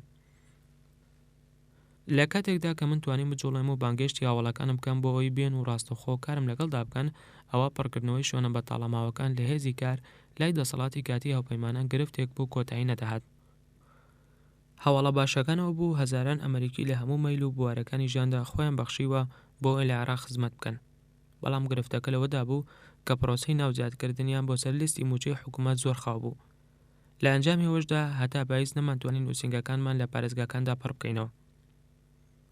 لە مانگە تنگانەکانی یەکەمی کۆشەکانی دەسەڵاتی کاتی هاوپەیماناندا زۆربیان بە ئەرکی ماوە کورد 60 ڕۆژ بۆ نمونە لای سەرۆکی یەکەی نووسنگەی لێکۆڵینەوە فێدەراڵیەکان کاریان وەرگرت. چەند مانگێکیش تێپەڕی پێشەوەی بە شێوەیەکی سانە و ئاسان کەسانێک بۆ کارکردن بکەن عێراق. دامەزراندنەکانی وەزارەتی دەرەوەش درێژ نەبوو بۆ ساڵێک تەنها لە کۆتای ماوەی داگیرکردن دانەبێت. ئەوەش بۆ هۆی هەزاران دامەزراندنی پچڕ و دەگمەنی یادەوەری دامەزراوەی. دوانیۆڕۆ ڕۆژی پێنجشەممە 7 ئاب ئۆگەست خەریک بوو لەگەڵ ژمارەیەک لە گەورە ڕاوێژکاراندا بارگەی سەرکردایەتی دەسەڵاتی کاتی هاوپەیمانانم بەجێ دەهێشت بۆ کۆبوونەوە لەگەڵ بربرسان لە وەزارەتی دارایی. کاتێک کە بێرنی کریک گەورەی ڕاوێژکارانی پۆلیس کە هێلێکێکی پارێزگاری لەبەر کردبوو کڵاوە سەربازەکەشی خست بۆ ژێر پاڵی ڕاستیەوە، ئەوەش ئاماژەیەکی نادڵنیاکەر بوو. هاتە ناو نووسنگەکەم وتی کاتێک من بەڕێوە بووم بۆ ئێرە ئۆتۆمبیلێکی بۆم ڕێژکراو لە نزیک باڵۆسخانەی ئوردونی لە ناوچەی ئەندەلوس تەقیەوە. پێم وت وریای خۆت بە. شانەکانی هەڵتەکاند. بێرنی پۆلیسێکی پێشوو بوو، ماسوولگەی بەهێز و پسپۆڕ بوو لە ژیانی مەدەنی نوێدا. هەر ئەو بوو کە پرۆسەی لێپێچینەوەکانی پۆلیسی نیویۆرکی لە ئەستۆ کرد لە وەڵامدانەوەی هەرشەکانی 11 ئەلول سێپتەمبەردا. کاتێک پاش چەند کاتژمێرێک گەڕامەوە لە وەزارەت، ئەو گەڕابەوە وردەکاری تەقینەوەکەی لەگەڵ خۆی داهێنابوو. وا دیارە کارێکی لێزانانە بێت. ئەوەی بە ژمارەیەک کە زود کە لە نووسنگەکەم بوون، ئەوانش بریتی بوون لە کلای و باتکندی و بەڕێوەبەری وەزگەی ئاژانسی هەواڵگری ناوەندی بێڵ و تۆمفۆنسی سەرۆکی یەکەی نووسنگەی لێکۆڵینەوەکانی فیدراڵی بوو لامەن. دوو پیاو ئۆتۆمبیلێکی ئاسایان لە شەقامە ئارامەکەی نزیک بە باڵۆزخانەکە وەستاندووە و پاشان ڕۆیشتون. دوای چەند خولەکێک ئۆتۆمبیلەکە تەقیوە و 4 پۆلیسی عێراقی کوشتووە و کە پاسەوانی دەواازەکەیان کردووە و 7 کەسی سەر شەقامەکەش بریندار بوون. تەقینەوەکە بەشێک لە دیواری دەرەوەی ڕووخاندووە، بەڵام هیچ زیانێکی گەورەی بە بینای سەرەکی باڵۆزخانەکە نەگەیاندووە. بەبرین نموت یەکەمین ئۆتۆمبیلە تەقینراوەکان. ئایا تیرۆریستی نێودەوڵەتیمان هەیە؟ پێویستە لەسەرمان ئێستا بنبڕیان بکەین. وەڵامی دایەوە ئەگەری ئەوە هەیە، بەڵام بۆچی باڵۆزخانەی ئوردونیان کردوتە ئامانج؟ کلای کە تازە لە گەشتێکی ئوردن گەڕابەوە کە چوو بوو بۆ وێشکردن سەبارەت بە مەشەقکردنی پۆلیس لەوێوتی هەمووان دەزانن ئەوان لە کاتی جەنگدا یارمەتیان داوین. لەوانەشە لە هەموو لایەک و بازارێکدا ئەوە بزانرێت کە ئوردونیەکان ڕەنگە هەندێک یارمەتی دیکەمان پێشکەش بکەن. لەو شەوەدا بێڵ هات بۆی قاوەیەکی ئێسبەستۆ بخواتەوە و پێداچوونەوە بە ڕووداوەکانی ئەمڕۆدا بکەین. بەوتەیەک پێشم کەوت وتی من هاوڕام لەگەڵ بێریندا. تاقینەوەکە کارێکی لێزانان هەبوو، بەڵام لەوانەیە تیرۆریستی نێودەوڵەتی نەبن. هەواڵگری ئایا دەکرێت هەواڵگری پێشوو بەرپرسیار بێت لەم ڕووداوە؟ وتی با بە مەسەلەکەدا بچینەوە. پێش نزیکەی هەفتەیەک لە کاتی چاوبیاخشاندنی بەیانیان بە زانیاری هەواڵگریەکاندا، بێڵ و نەقیبێکی زیرەکی ئافرەتی ناوسپا کە بە عەرەبی قسەی دەکرد و ناوی جولیانیشیوت بوو، بەڵگەنامەیەکی هەواڵگریان نیشاندام کە ئاوی بەرکەوتە بوو. تەواو لەگەڵ ئیمزا و مۆرەکاندا لەگەڵ وەرگێڕانێکی پیتی ئەو بەڵگەنامەیەدا. جولی ئەوەی ڕوون کردەوە جەنابی باڵێز بەروارەکەی دەگەڕێتەوە بۆ 23 کانونی دووەم یانەیەری 2003. یەکێک لە فێرقەکانمان لە نووسنگەیەکی تاڵانکراوی هەواڵگریدا دۆزیبیانێتەوە. بێڵ ئەوەشی وت شیکارانی هەواڵگری سەربازی و ئەوانەی لە وێزگەکەدا کار دەکەن پێیان وایە ئەو بەڵگەنامەیە ئەسڵیە و زۆر نهێنی وەستیار بۆ لایەن. بەڵگەنامەکە ئاراستی هەموو نووسنگەکان و لقەکان کراوە بۆ وەڵامدانەوەی ڕەوشێکی کتۆپەر داگیرکردنی عێراق لەلایەن هاوپەیمانانەوە. هەواڵگری فەرمانەکانی بۆ جێبەجێکردنی استراتیژیەک گێڕایەوە لە دوای هەر کەوتنێکی ڕژێمەوە کە دەکرێت ڕووبدات کە بە فەرمانی ئەم نووسنگەیە بسووتێنن دەست پێ دەکات. وەرگێڕانەکەم خوێندەوە. داوای استراتیژیەکی بەرگری ڕێکخراوی دەکرد کە پێکێنانی شانەکان و ڕاهێنانی جەنگاوەران لەسەر کاری یاخیگەرانە دەگرێتەوە. پێویستە لەسەر هەڵسوورئاوان هەستن بە کاری تێکدەرانە و تاڵانکردن، هەروە هێرشی هەڕەمەکی قەناسگرتن و بۆسەی چەکدارانە ڕێک بخرێت. فەرمانەکە بەردەوام بۆ دەڵێت بەکرێگیراوەکان لە هەموو شارۆچکەیەکدا بڵاو بکەنەوە، وێزگەکانی وزەی کارەبا و بۆری ئاو وێران بکەن، بچنە ناو مزگەوتەکان و شوێنە پیرۆزەکانی شیعەکانەوە. هەروە بەڵگەنامەکە فەرمانی بەسیخۆڕ و شۆفارەکانی هەواڵگری کردووە خۆیان پڕچەک بکەن و کاری کوشتن و تیرۆرکردن ئەنجام بدەن. پرسییم لە بێڵ ئایا لەتوانێت ئەو کەسە چالاکانی هەواڵگریدایە تەقینەوەی وەک کردەوەی تاقاندنەوەی باڵۆزخانی ئوردون ئەنجام بدەن؟ وتی بەڵێ، ئەگەریەوە زۆرە کە بتوانن.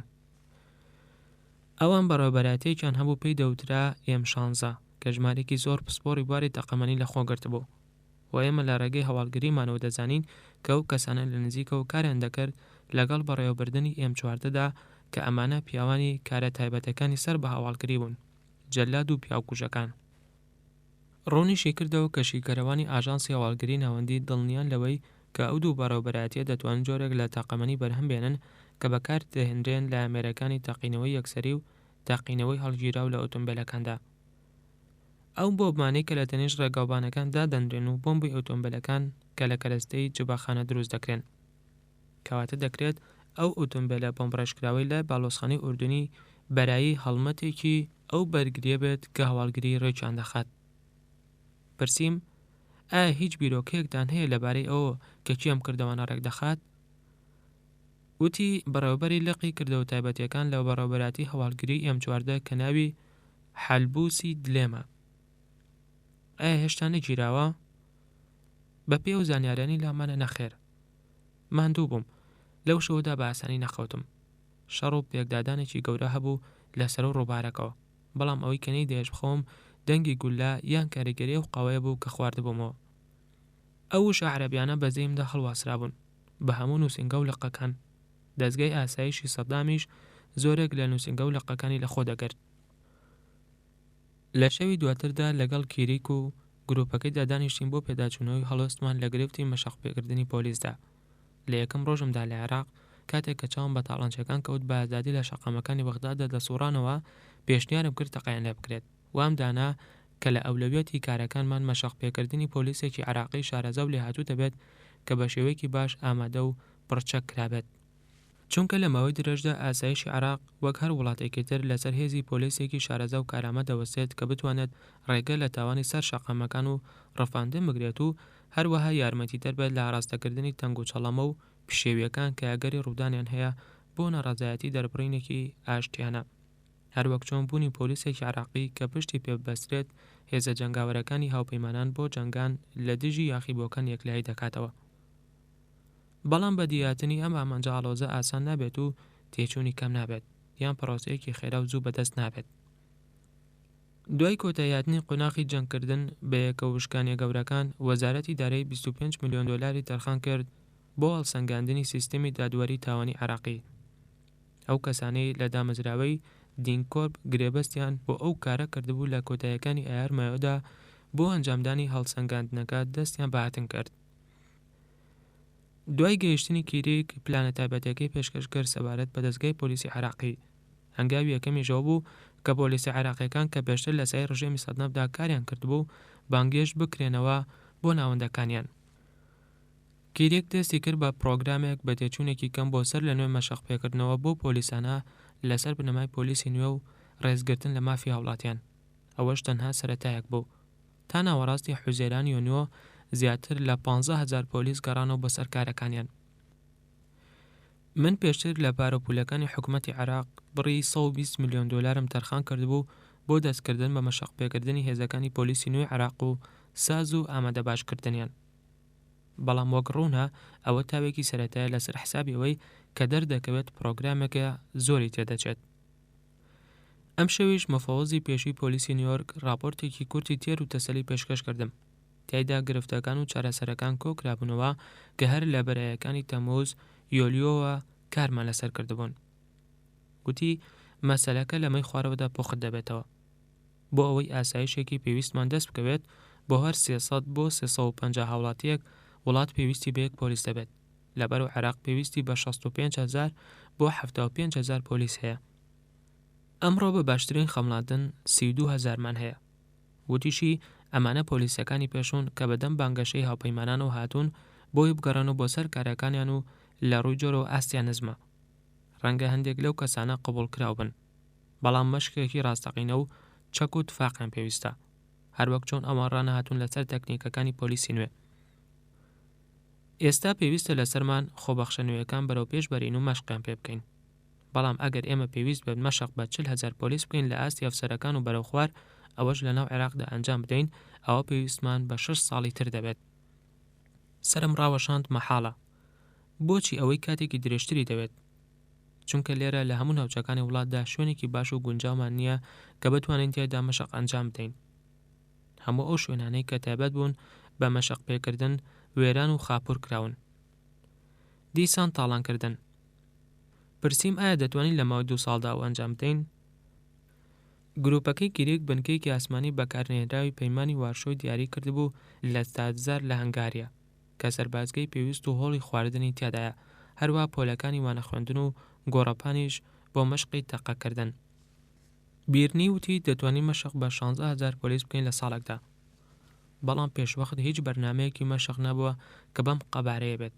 کاتێک کە بەرپرسیاری پۆلیس بووم لە نیویۆرک، گەورەترین بەرنامەی مەشقم بەڕێوە دەبرد لە جیهاندا، بەڵام قەبارەکەی گەیشتە 6,000، تەنها 6,000 پیاو لە ساڵێکدا. بەڵام تۆ داوای نزیکەی 3 هێندەی ئەم ژمارەیە دەکەیت، هەروەک چۆن کارێک بەو قەبارەیە پێویستی بە 75 ملیۆن دۆلار دەبێت لە ساڵێکدا. سەرسام بووم لەوەی کریک مەسەلەکەی بە خێرای ڕوون کردەوە. تێچوونی چەرەکی دەگەڕێتەوە بۆ ڕاهێنانی نێودەوڵەتیەکانی پۆلیس، پاشان پێویستە لەسەرمان ئەوە بزانین کە لەکوێ ئەو بڕەپارەیە بەدەست بخەین.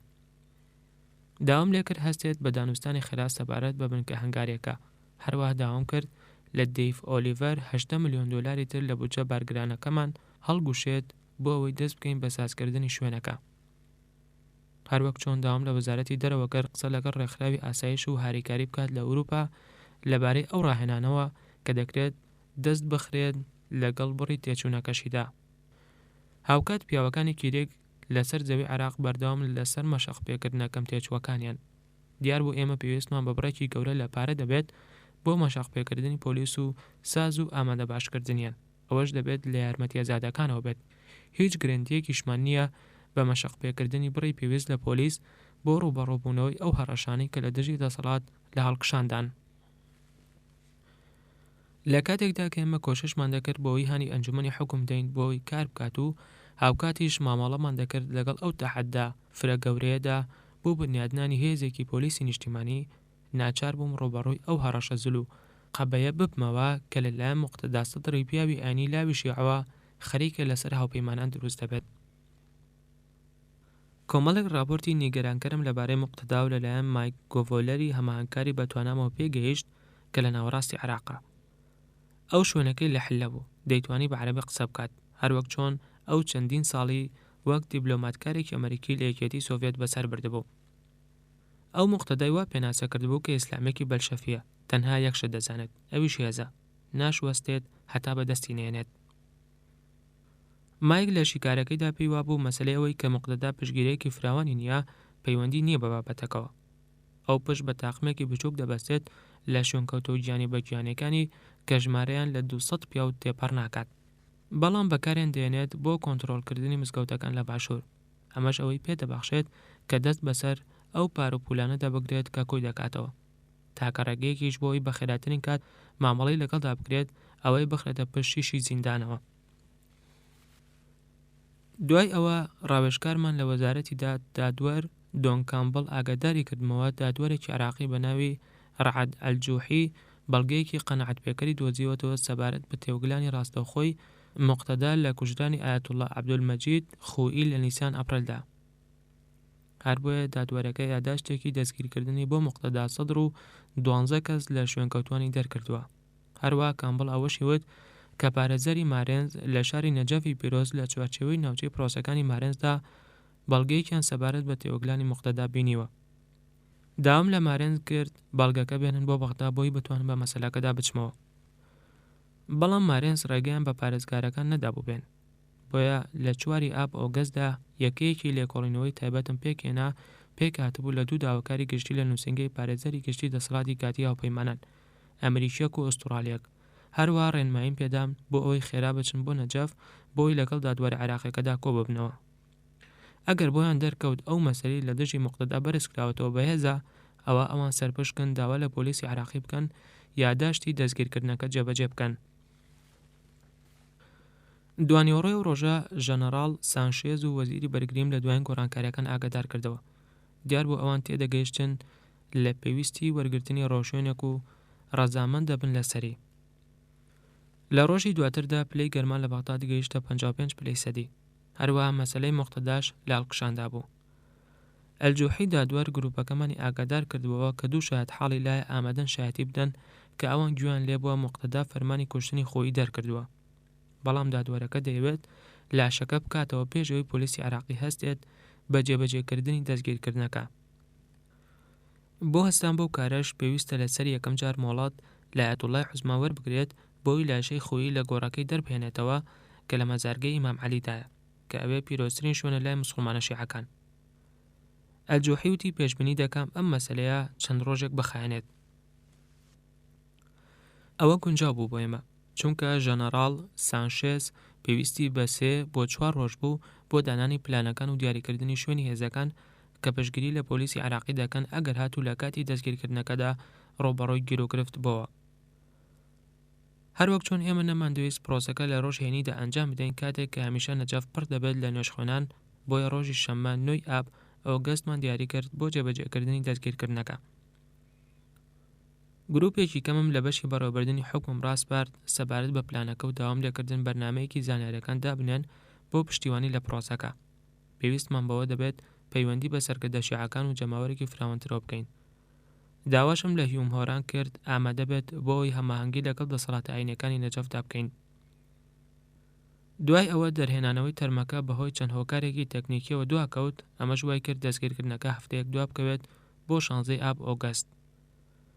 ئێمەش سوودمان لە کاتەکە وەرگرت بۆ دەستکەوتنی لیستێکی دوور و درێژ سەبارەت بە پرۆژەکانی سەر لە نوێ بنیاتنانەوە کە دەتوانین لە کاتی دەستگیرکردنەکەدا بە خێرایی لە نەجەف و هەروەها لە گەڕەکە شیعەکاندا ئەنجامی بدەین.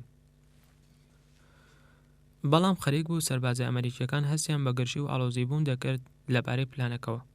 هیچ یەکێک لە ئەفسەرەکان کە قسەم لەگەڵکردن ئەوەیان بە شێوەیەکی ڕاستەوخۆنەوەت، بەڵام هەستم کرد ئەوان نیگەرانن کە پرۆسەی دەستگیرکردنەکە ببێتە هۆی ڕوودانی پێکدادان لە باشوور و ناوچە شیعەنشینەکانی بەغدا.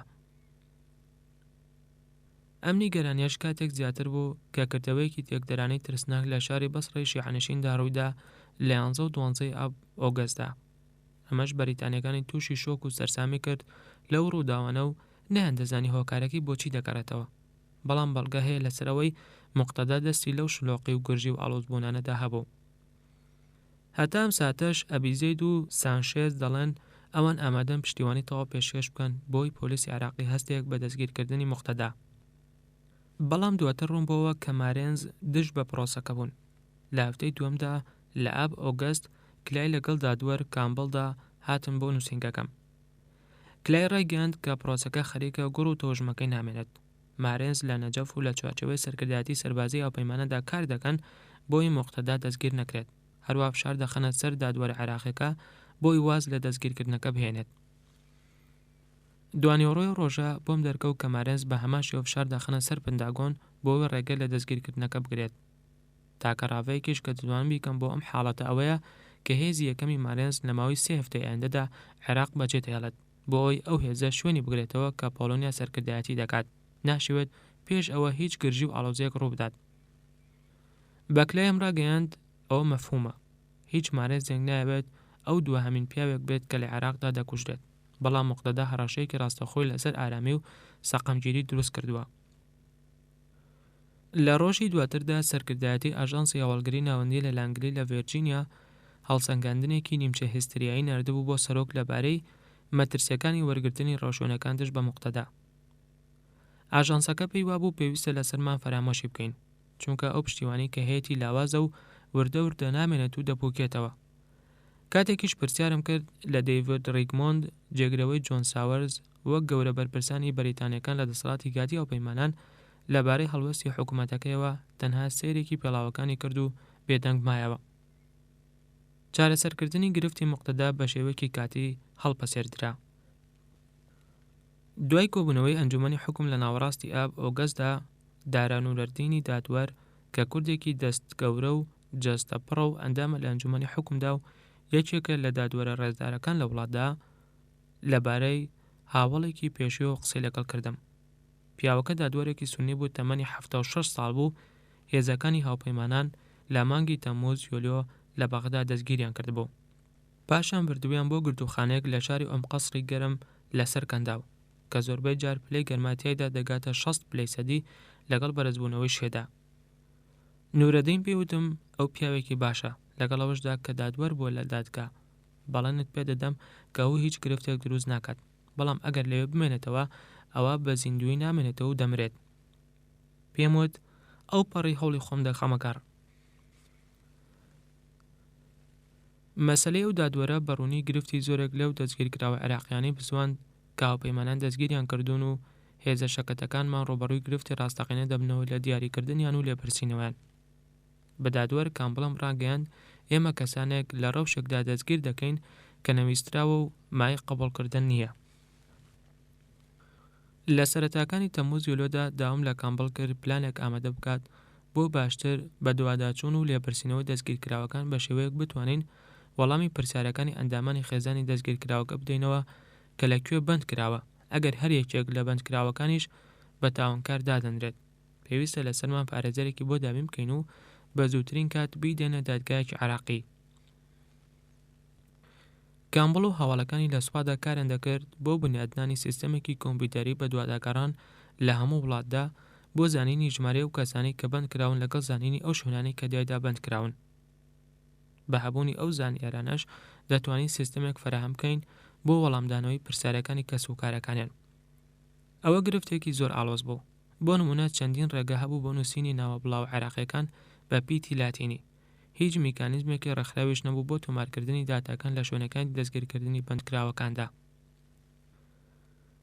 کۆڵن پاوڵ لە ناوەڕاستی ئاب ئۆگەستدا بەنامەیەکی ئەلکترۆنی نیگەرانی خۆی نیشاندا. پێی ڕاگەیاندم کە هەندێک لە حکوومەتە بیانیەکان سکاڵی ئەوەیان کردووە هێزەکانی هاوپەیمانان و پۆلیسی عێراقی بێجیاکردنەوە خەڵکانی گومان لێکراوی بێتاوان دەستگیر دەکەن و ڕێیان لە دەگرن پەیوەندی بە هیچ کەسێکەوە بکەن و هەروەها بێبەشیان دەکەن لە نوێنەری یاسایی. ئەو وێنە سەوزە ترسناکانەی لە ڕێگەی ئامێری بینینیشەوە دەگیران هی ئەو سەربازانەی کە دی لە عێراقیەت دەست بەسرا و دەموچاو دابەشراوەکانیان پەرکێش دەکرد لە کاتێکدا کە ژن و مناڵەکانیان دەگریان و لە جیهانی عەرەبی و CNN و BBC ئینتەرناسیۆناڵدا نمایش دەکران. پاوڵ نووسی بووی ئێمە لە دەستگاکانی ڕاگەیاندنەوە ڕۆبەڕووی سەربڕین دەبینەوە. ئەو ڕاستی دەکرد. ئەو هەوڵانم پێ ڕاگەیاند کە خستومانەتە گەڕ و ئاماژەم بەوەش کرد کە من ناڕازیم لە بەرەو پێشچوونی خاو و سستانە. لە کاتی گەڕان بە دوای بەحسیە گرنگەکاندا و لە کاتی شەبۆلەکانی دەستگیرکردندا کە لە کۆدایدا توانی کردەوەکانی تاڵانکردن ڕابگرێت هەروە لە زەدەن هەڵمەدا بۆ گەڕان بە دوای یاخی بۆ جیهادیەکاندا هێزەکانمان هەزاران گومان لێکراوان دەستگیر کردووە و من زۆر ڕقم لەو کارە دەبەوە کە هەر دەبوو بکرێت. هەروەها ئەو ئینتیباع خراپەش دەزانم کە لە عێراق و دەرەوەدا وەک یەک دروستی دەکات. بەڵام من زیاتر ڕقم دەبەوە کاتێک گوێم لە هەواڵی کوژرانی لاوێکی ئەمریکی تر دەبوو کە بە گولەی قەناس یان تەقینەوە ئۆتۆمبیلێک لەسەر ڕێگاکەدا کوژراون. ڕەنگە هەندێک لەو بەندکراوانە زانیاری بەچوتمان پێ بدەن لەبارەی ئەو چەنگە تۆند و تیژەی کە هێشتا چاوەڕوانمان دەکات لەوانەشە ئەوە گیانی ئەمریکیەکان ڕزگار بکات. لە هەمان کاتدا نەمدەویست سیاسەتەکەمان لە بەندکردنی دەستگیرکراوەکاندا ببێتە هۆی داخوراندنی ئەو نێوبانگە باشەی کە بەلادانی سەددام بەدەستمان هێنابوو. هیواخواز بووم پرۆسی جیاکردنەوەی بە خێرایی تەواو بکرێت کاتێک کە ژمارەیەکی پێویست لەوانەمان دەبێت کە دەتوانن بە عەرەبی قسە بکەن لەگەڵ وەرگێڕ عێراقیەکاندا. بە شێوەیەک بکرێت ئەو بەندکراوە دەستگیرکراوانە بەر بدەین کە لەسەر سەرپێچی بچوو گیراون هەروەها ئەوانش کە هیچ تاوانێکیان ئەنجام نەداوە. بەڵام کاتێک پرسیارم کرد لەبارەی ڕەوشی دادوەرە سونیە پیرەکەوە وا دیار بوو کەس هیچی لەبارەو نەدەزانی. مەسەلەکەش 3 هەفتەی خایەن تا توانرا شوێنەکەی بدۆزرێتەوە و 10 ڕۆژی تریش پێشەوەی ئازاد بکرێت. ئەمەش تووڕەی و ڕوژاندم.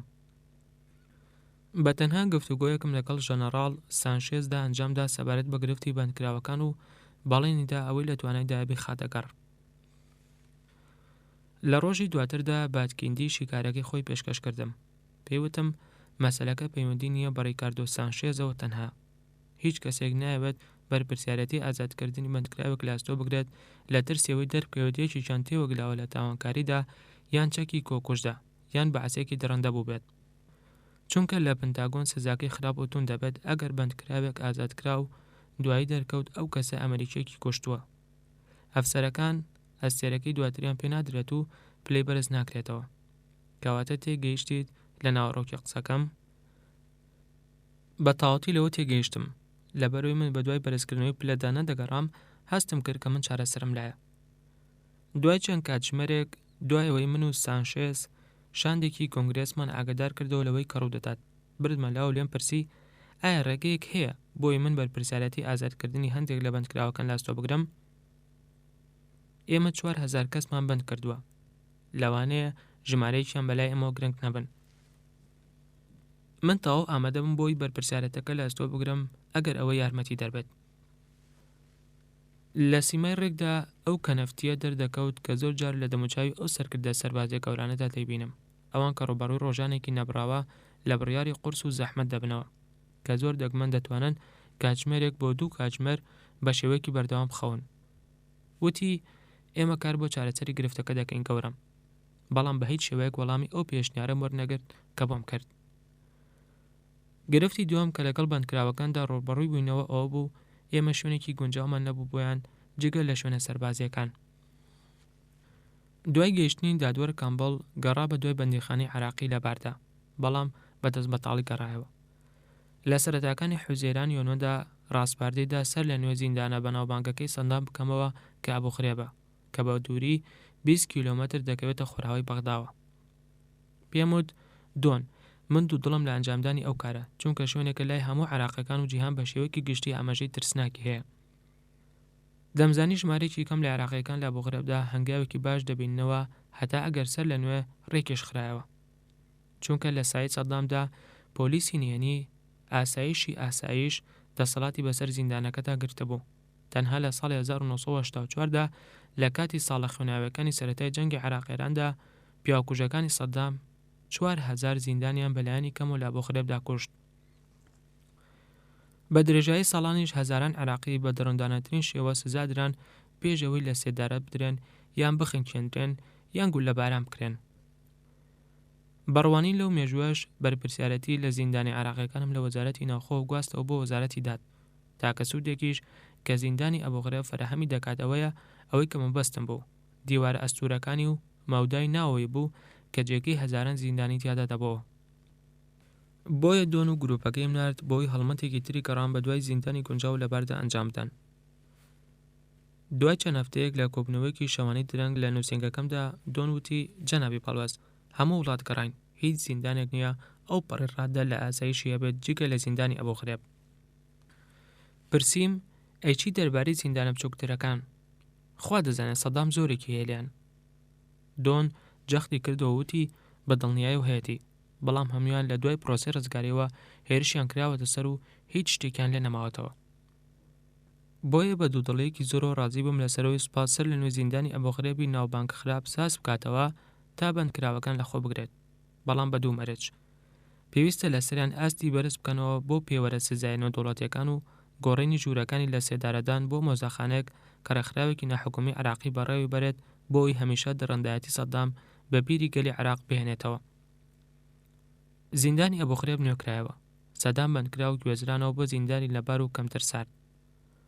هەروەها ئاوی پێویستیان بۆ تەرخان کراوە و پانکەی هەڵواسراویان بۆ دامین کراوە و هەر 8 کەسیان لە ناو ژوورێکی بە شێشگیراودا دادەنرێن. ئەمە لە کاتێکدا پیاوەکانی سەدام 50 کەسیان دەکردە هەر یەکێک لەو ژوورانەوە کە بە شێوەیەک پیسبوون هیچیان نەیان دەتوانی دابنیشن. بەڵام هێشتا بە سەدانی تر لە دەستگیرکراوەکان لە ناو چاردەدا بند کرابوون لەو کاتەدا کە خەریکی سەر لە نوێکردنەوەی زیندانەکە بوون. لە کۆتاییەکانی تەمووز یۆلۆدا سێرجۆم برد بۆ بینینی یەکەم بەشێک لە زیندانەکە کە ساز و ئامادە باش کرابەوە. سەرسام بوو بەوەی کە ئێمە ژوورمان تەرخان کردبوو بۆ سەردانکردنی خێزانی و بۆ تووەشکردن لەگەڵ پارێزەری بەندکراوەکاندا کە تۆمەتی ئەنجامدانی تاوانیان ڕۆبەڕوو کرابەوە. کاتێکیش کە بە ئۆتۆمبیل دوور کەوتینەوە سێرێکی دوام کرد بۆ دیوارە کۆنکرێتی ڕەنگ خۆڵەمێشیەکان و لەرزێکی سووکم لێنیشت. یەکێک لەو شوێنە کۆنانەی کە سەردانمان کرد چەند ژوورێکی لە خۆ گرتبوو کە بێشتر سزای لە سێدارەدانی جۆرەجۆری تیادا ئەنجام دەدرا.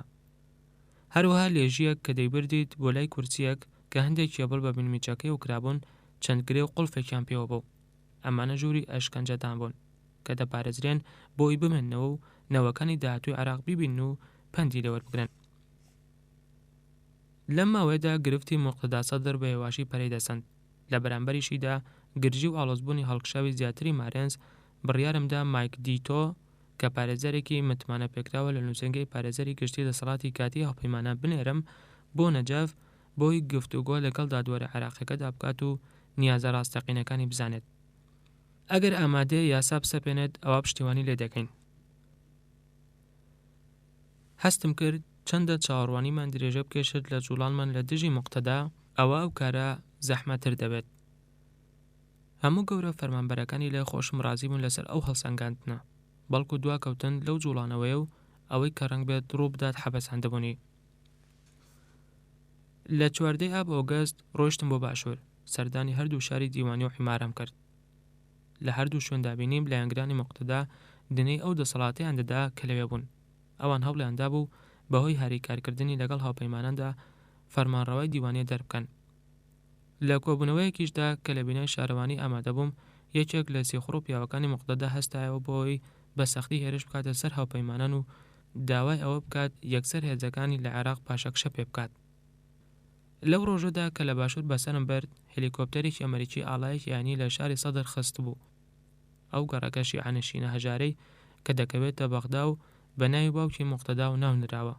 ئەمەش بۆ ڕوودانی کاری ئاژاوە گەڕانە و هێرشکردنە سەر هێزەکانی هاوپەیمانان کە لەوێن. هێندەشی نەبرد زانیاری هەواڵگریمان پێگەیشتکەوە کەسێک لە نێو جەماوەرەکەدا پەیوەندی کردووە بە موقتەدا و لە نەجەف و پرسیاری لێکردووە کە ئایا دەبێت خۆی و هاوڵەکانی تەقە لە ئەمریکیەکان بکەن. موقتەداش وەڵامی داوەتەوە بەڵێ، ئەوە ئەرکی ئێوەیە. ئێستا ڕۆڵی بەریتانیەکان هاتووە بۆی سەبارەت بە پرۆسەکەی موقتەدا پاشەکشە بکەن. لە شەودا دواوی لە باشوور گەڕامەوە دەیڤد ریچمۆند پێ ڕاگەیاندم کردەوە ئاژاوەجێڕەکان لە بەسرا دەمارەکانی تون گیر کردووە لە لەندەن. ئەوان دوودڵن لەوەی ڕێگە بە پۆلیسی عێراقی بدەن دەست بە هەڵمەتی دەستگیرکردن بکات. وتم ئێستا هەموو کەسێک خۆی دەپارێزێت لەم پرۆسەیە تەنها من نەبێت. سەربازە ئەمریکیەکان، ئاژانسی هەواڵگری ناوەندی و سەربازە بەریتانیەکان و ئێستاش وە حکوومەتی خاوەنشکۆی هاتە سەر. وتیشم بەپێی ئەوەی کامڕۆ لە دیوانی و حیمارە بینیم لە ڕۆبەڕبوونەوەی موقتەدا کات لە بەرژەوەندی ئێمە نییە. لە کۆتای ڕۆژێکی زۆر درێژ و ناددا یاداشتێکم نار بۆ ڕامسفێلد دانم نا بە مەترسی جوڵان لە دژی موقتەدا، بەڵام هاوکات پێما بوو ئێمە ناتوانن ڕێگە لە دادوەرە عێراقیەکە بگرین لە جێبەجێکردنی یاسای عێراقی. وتیشم مەسەلەکە پەیوەندی هەیە بە جەوهەری ئامانجی ئێمەوە لێرە کە بنیادنانی حکمی یاسای لە عێراق. پێویستە لەسەرمان ڕێگە لە موقتەدا بگرین پێشەوەی بڕێکی زیاتر لە هێز کۆ بکاتەوە. لە ڕۆژی هەینی 15 ئاب ئۆگەستدا نامەیەکی ئەلێکترۆنیم نات بۆ فڕانسی کە هەمووان لە واشنتۆن تەواو ترساون. یەکەم جار لە تەرمایەکانی خۆیان کە دوێنێ یاداشتێکی نابەرپرسیارانەیان ناردۆ بۆ سەرۆک. ئێستاش بەریتانیەکان قاچیان بەیەکدا دێت. سەربازیەکانی لای خۆمان ڕاڕابوون. سەرکردایەتی سانشێز پلانێکی کردداری باشیان دانابوو بۆ پشتیوانیکردن لە پۆلیسی عێراقی کاتێک کە هەڵدەستێ بە دەستگیرکردنی موقتەدا، بەڵام هەڵمەتەکەی مارێنس بەرهەمدار بوو. لە شەوێکی درەنگی ئەو شەوەدا ئەبیزەید لە دۆحەوە پەیوەندی پێوە کردم بۆ گزارشکردن لە نیگەرانی خۆی، بەڵام وتی من بڕیارم لەسەر هەرچیەکدا ئەوە ئەو پشتیوانی لێ دەکات. لەم ماوەیەدا دادوەر ئەلجوحی ڕوونی کردەوە کە ئەو پێویستی بە 3 بۆ 4 ڕۆژەیە پێشەوەی دەستگیرکردنەکە ئەنجام بدرێت. 18 ئاب ئۆگەستیشی وەک نزیکترین وادە دانا بۆ ئەنجامدانی ئەو پرۆسەیە. هەواڵیش لەبارەی ئەگەری دەستگیرکردنەکەەوە دەستی بە دزەکردن کرد، بۆیە بەکارێکی دانایەنەمەندانا قسە لەگەڵ جەعفەری بکرێت کە ئێستا سەرۆکی ئەنجومەنی حکومە.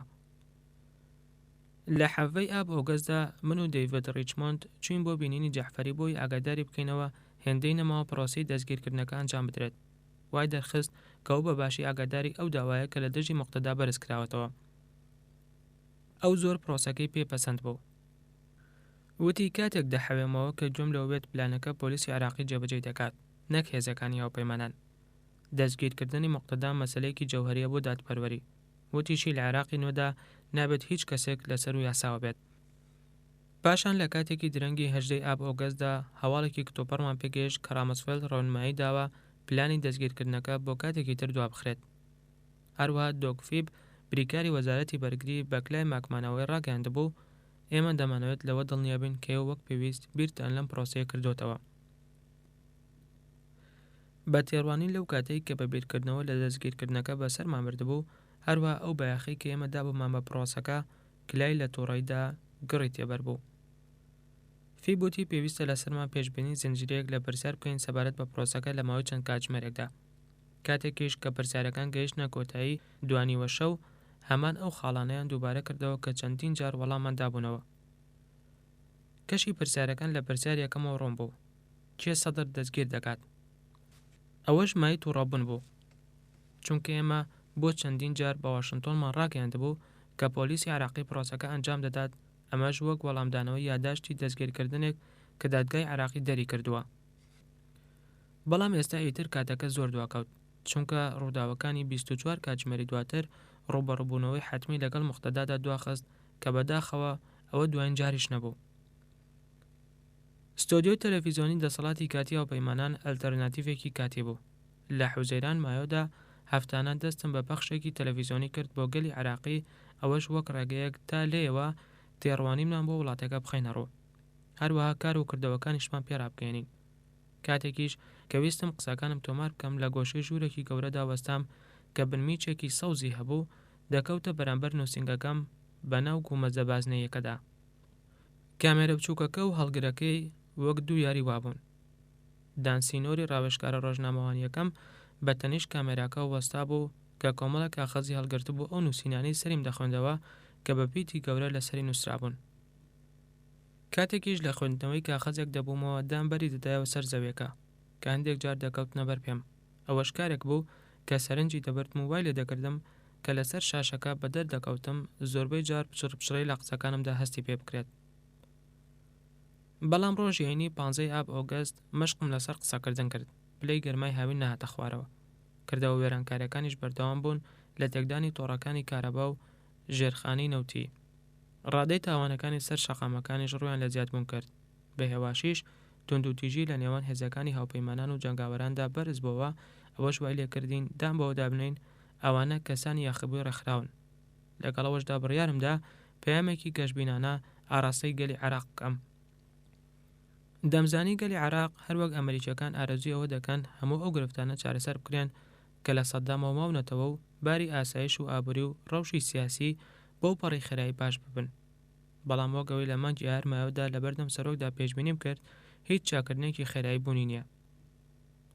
بۆیە پێویستە لەسرم ئەوە بە عێراقیەکان ڕابگەێنم، هاوکات لەسەر ئارامی و هیوا هانیان بدەم کە ئەمە شتێکە زۆربیان نیانە.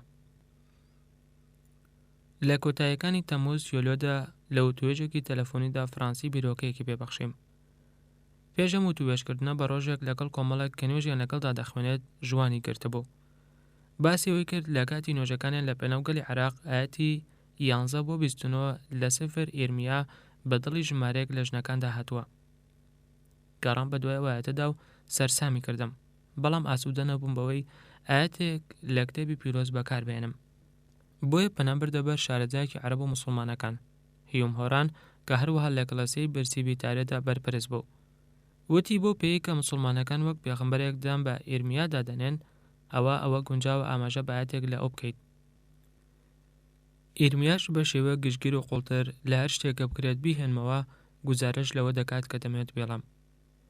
ئاەتەکەمدا دۆن هامڵتۆنی نووسەری وتارەکانم کە دیبلۆمەتکارێکی خانەنشینە لە ئاژانسی ئەمریکی بۆ زانیاریەکان، لە دوای چەند ڕۆژێک کردیە گرێبەندی وتەکەم بۆ گەلی عێراق. بڕێکی زۆر لە ڕۆشنایی خرایە سەرم و دەستم بە خوێندنەوە کرد. ئەڵڵا بالخێر. من پۆڵ بریمەرم، بەڕێوەبەری ئیدارەی کاتی هاوپەیمانان. ئێرمیا پێغەمبەر پێڕاگەیاندوین من ئەوە دەزانم کە بۆ ئێوە نیازکراوە لە خێر و چاکە نەک لە شەڕ. ئێوە ئەو سبەینەیەتان دەبێت کە خوازیارینی. ئەو نەهامەتیانەی گەلی عێراق ڕۆبەڕۆیان دەبێتەوە ڕوون و ئاشکران. ئەم گرفتانەش لە هیچ کەسێک پەنهان نین. بەڵام مەسەلەکان هەر بەو شێوەیە نامێنێتەوە. لەبەردەم هەمووی عێراقیەکاندا هیوایەک هەیە بۆ ئایندا. ئێوە بەڕێز و کەرامەتەوە دەژین. ئێوە باشتی دەژین. ئێوە لە بژاندنەوە و پەرەسەندندا دەژین. ئێوە بە ئارامی لە ناو خێزان و دۆستەکانتانە دەژین و بە شێوەیەکی جێگیر داهاتێکی شیا و شایستەتان دەبێت. ئێوە لە عێراقدا دەژین کەوا گەلی عێراق حکمی دەکات لە پێناو عێراقدا. بە دڵنیایی و هەموو ئەم شتانە بەدی دێن. ئایندەتان پڕ لە هیوا و کەرامەت. زەحمەتیشە پارێزگاری لە کەرامەت بکرێت کاتێک کە هێزەبیانیەکان بەناو شەقامەکانتانە دێن و دەڕۆن بە چاوپۆشین لە نیازباشیان.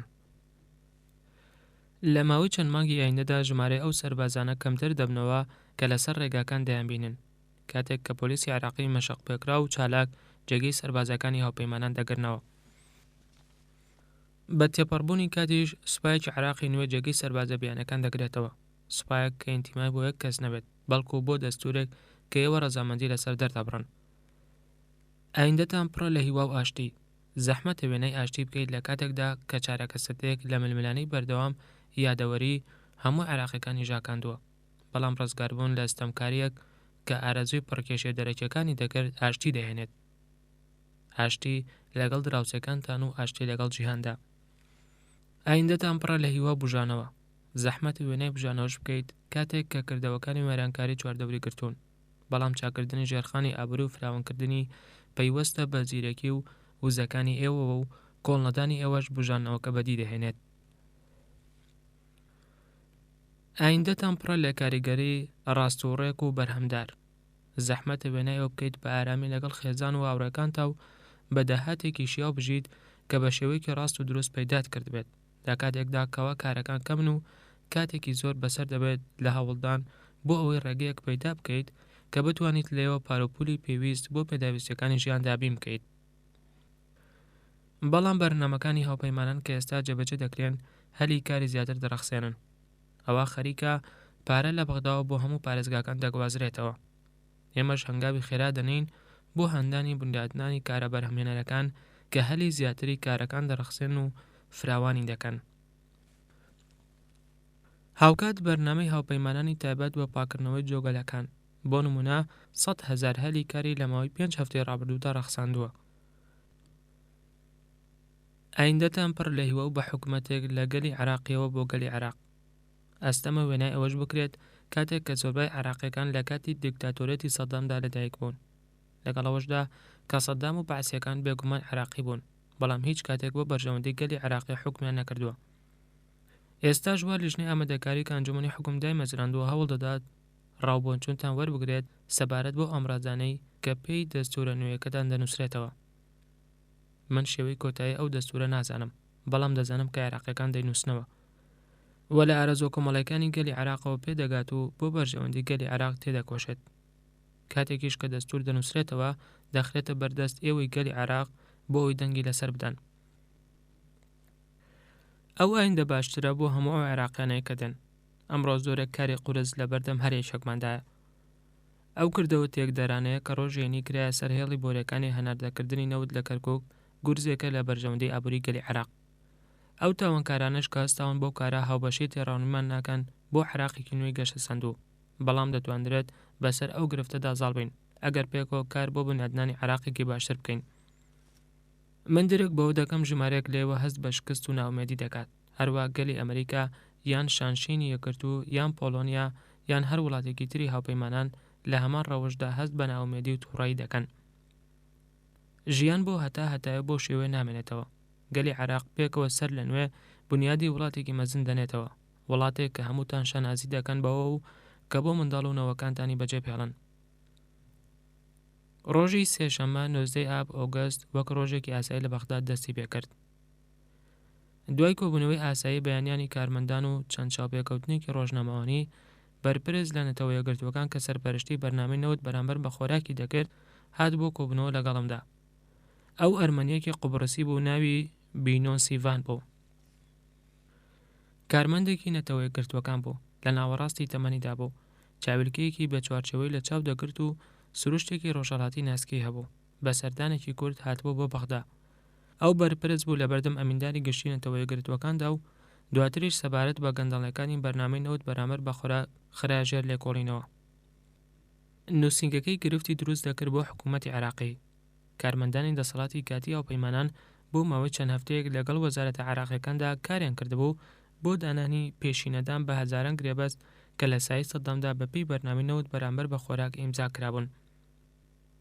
ئەو گرێبەستانش کە وەزارەتەکان بڕیاریان لەسەر دەدا بە کەڵک و باشن لە ڕێگەی دەسەڵاتی کاتی هاوپەیمانانەوە پێشکەش بە نووسینگەی سیڤان دەکرا لە نیویۆرک کە بەپێی بڕیار لەسەردانی ئەو ئیدی دەتواندرا شمەک و خزمەتگوزاریەکان بنێردرێن بۆ عێراق.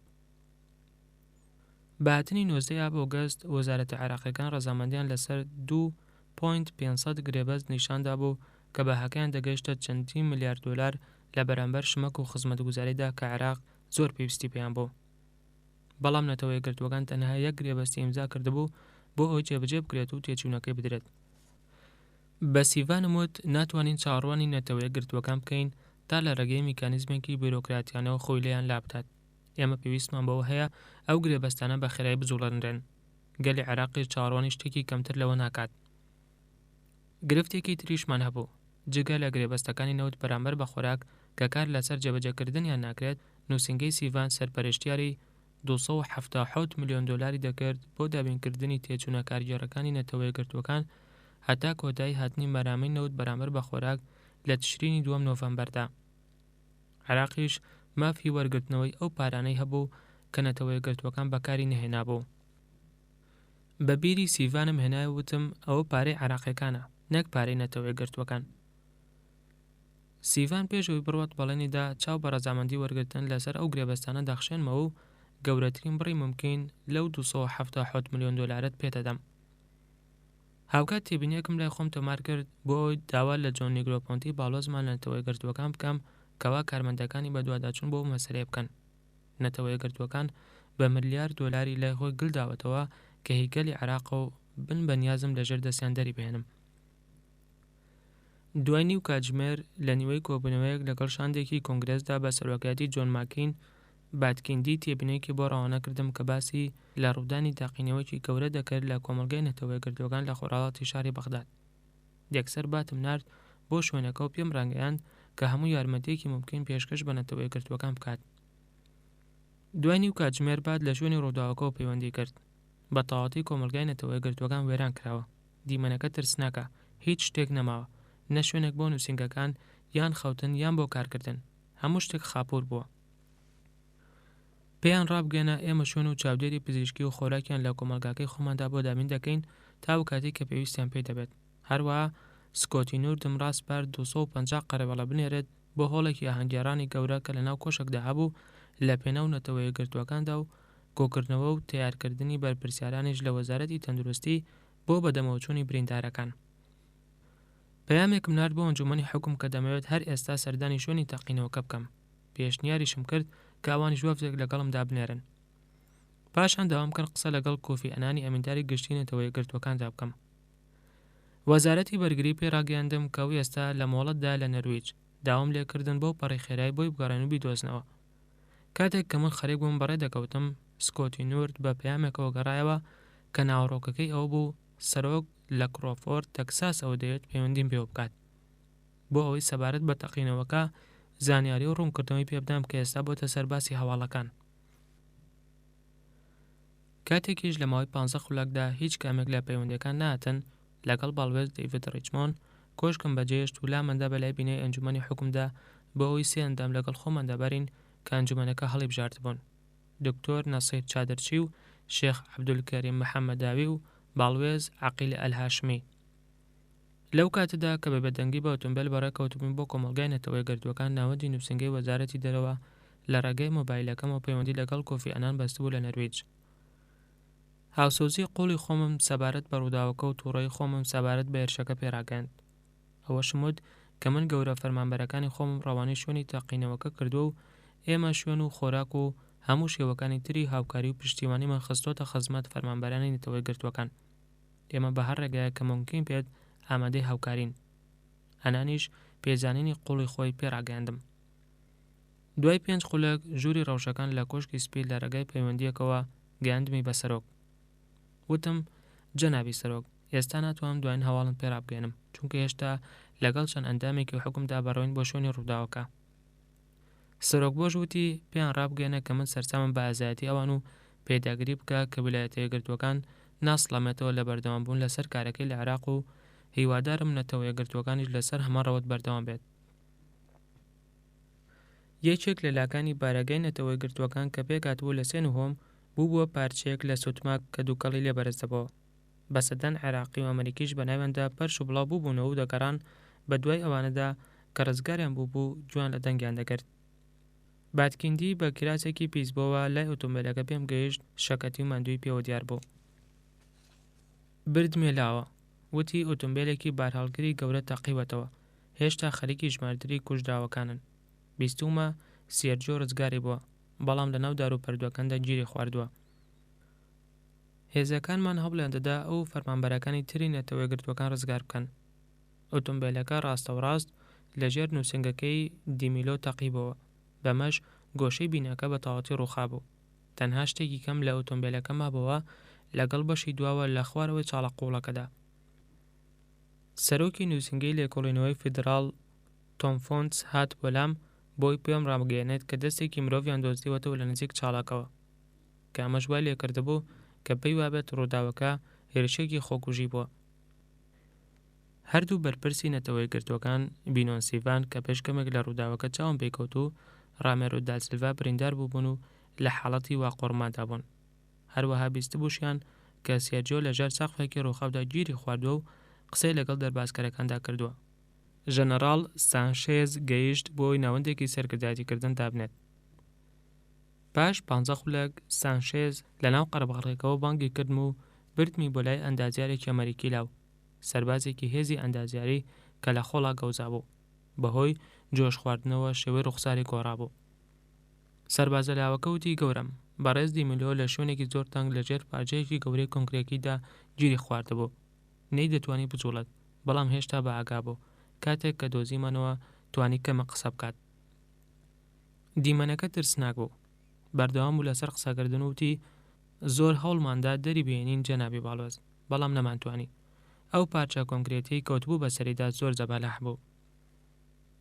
وا دیارە دیمیلۆ هەستی بە نزیکبوونەوەی مەرگ کردووە، چونکە سەربازەکە وتی دوایین قسەکانی ئەوە بوو کە مەهێڵن نەتەوەی گرتوەکان لە وڵات پاشە کشە پێ بکەن. سوپاسی سەربازەکەم کرد بۆ کۆش ئازاییەکەی بە نەوازشەوە دەستم نایە سەرشانی. دڵتەنگ و خەمگین وەرچەرخەم، هەستم کرد دڵم تێکەڵ دەبێت. سێرجۆ پیاوێکی چاک و هاوڕێیەکی باش بوو. سەلماندی کە ئەو لە ئەنگرێکی بەهێزە بۆ کاری هاوپەیمانان، گومانیشی تیادانە لە دەستدانی ئەو کاریگەرێکی خراپی دەبێت لەسەر ئەرکی نەتەوەی گردوەکان لە عێراق. بەڵام نەمتوانی لە شوێنەکەدا هەواڵی گیان لە دەستدانی سێرجۆ بە کەس ڕابگەێنم، چونکە شوێنەکە پڕ بوو لە پەیامنێران و دەبێت یەکەم جار نەتەوەی گرتوەکان هەواڵەکە بە خێزانەکەی ڕابگەێنن. دوای گەڕانەوە بۆ نووسینگەکەم جارێکی تر لەگەڵ سەرۆک قسەم کردەوە. دیمەنی مردنی سێرجۆم بۆ باس کرد. داوای لێکردم عێراقیەکان دڵنیا بکەمەوە کە تیرۆریستان ناتوانن ناچارمان بکەن لە عێراق بچینە دەر. بەڵام ویستی لێم هانی ئەنجومەنی حکوم دەم بۆ ئەوی بجوڵێت و کەوێتە خۆی بۆی بڕیاری یەکلایەکەرەوە وەربگرێت. سەر لە بەیانی ڕۆژی دوای لە بارگای دەسەڵاتی کاتی هاوپەیمانان بانگێشتی گەورە ڕاوێژکارانی هەواڵگری و ئاسایشم کرد. بەبیری کۆمەڵەکەم هێنایەوە کە ئێمە چەند جارە قسەمان کردووە لەبارەی گرفتی هەواڵگریمانەوە، ئەویش وەک وەڵامدانەوەیەکی داواکەم بۆ چاکردنی هەماهەنگی لە نێوانماندا. ڕاستپاردەیاندا شانەیەکی بوونەیەک بنیاد بنرێت کە هەموو سەرچاوەکانی هەواڵگریمان لە دژی تیرۆریستەکان پێکەوە و لە یەک شوێندا کۆ بکاتەوە. وتم ئەمەوێت ئێستا بەبێ دواکەوتنەوە بکرێت. ئەو سنوورە لەیاد بکەن کە هەیە لە نێوان ئاژانسەکان و کەناڵەکانی پێشکەشکردنی ڕاپۆرتەکاندا، هەموو توانەکانتان یەک بخەن. ئێمە لێرە ڕۆبەڕووی گرفتێک بووینەتەوە. تیرۆریستەکان بە شێوەیەکی جددی و کوشندە گەیشتون. پێویستە لەسەر ئێمەش جددی بین. هەروەها وتم پێویستە لەسەرمان بە دوواداچوون بکەین بۆ دیاریکردنی پێداویستیەکانمان لە فەرمانبەران و تەکنەلۆژیا. ئەوانیش پێداویستیەکەن کە واشنتۆن وەڵامی نەداونەتەوە. پێویستە لەسەرمان پارێزگاری لە کۆمەڵگاکەمان و نێردراوە بیانیەکان و ئەنجومەنی حکوم بکەین.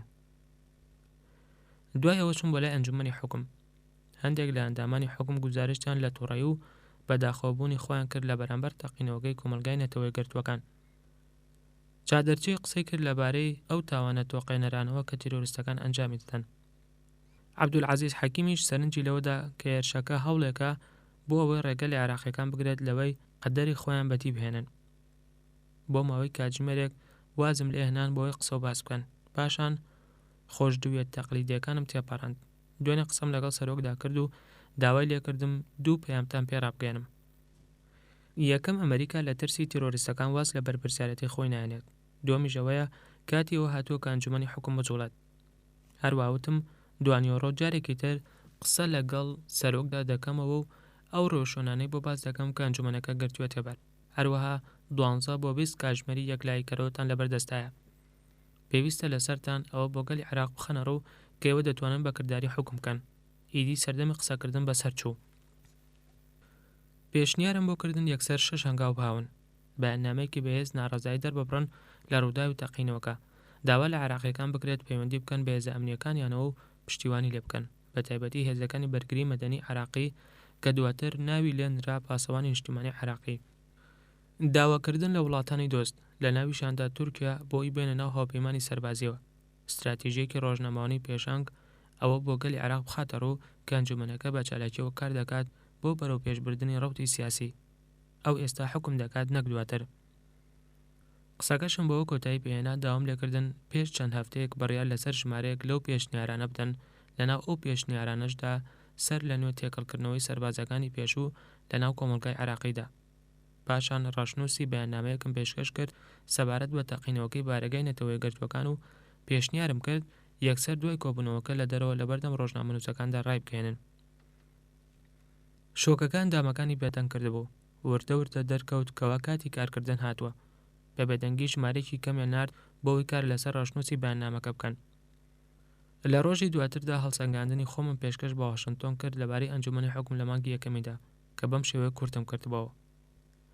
تا ئێستا ئەنجومەنی حکوم سست بووە لە وەرگرتنی ڕۆژوانەکان سەبارەت بە ژمارەیەک لە مەسەلە ترسناکەکان کە خراونەتە بەردەمی بەبێ پاڵدان و ئاراستەکردنێک لەلایەن دەسەڵاتی کاتی هاوپەیمانانەوە.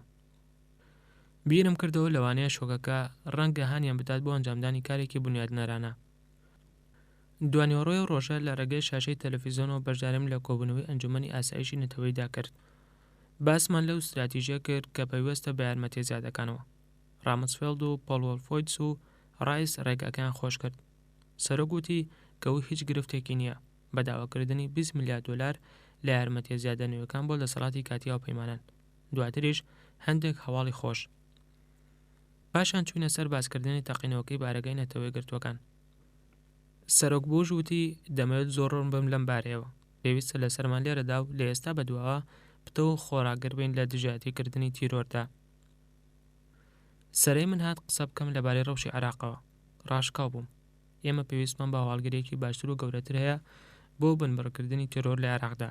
هەروە پێویستە کۆشەکانمان لە هەواڵگەری بنبڕکردنی تیرۆردا کەمتر نەبێت لەو کۆشانەمان کە دەیدەین لە پێناو دۆزینەوەی چەکی کۆکوژدا. هەندێک لە ئامادەبووان لە ژووری ڕەوشەکان گویان لێم بوو کە من پێشتر لەم بارەیەوە قسەم دەکرد و هەندێکیشان نەیان بیستە بوو. لە کۆتایی قسەکانم داوتم جەنابی سەرۆک من پێشنیار دەکەم دوای جەشنی کار وتارێکی سەرەکی پێشکەش بە گەلی ئەمریکا بکەیت کە تیایدا تێڕوانین خۆت لەبارەی عێراقەوە دیاری بکەیت. سەری ڕاوەشاند بەڵام هیچ شتێکی نەوت. دوای چەند کاتژمێرێک ڕایس پەیوەندی کرد بۆەوەی بپرسێت کە چۆن دەتوانێت هاوکاری بکات. من و کۆڵن قەناعەتمان بەوە هەیە کە عێراق بۆتە گۆڕاپەنێکی یەکلاییکەرەوە لە جەنگی دژە تیرۆردا و ئەگەر ئێمە لە عێراق سەرکەوتنمان بەدەست هێنا ئەوە دەتوانین شکست بە تیرۆری ئیسلامی بهێنین. لە کۆتایی ئاب ئۆگەستدا فیرمۆند سارد و سەوز و ئارام بوو.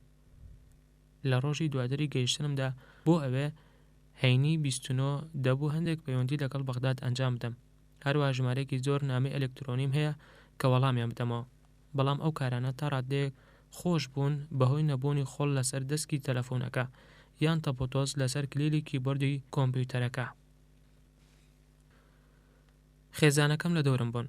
فەڕەنسی لە حاڵەتێکی باشدا بوو لێرەدا لە نیشتیمان.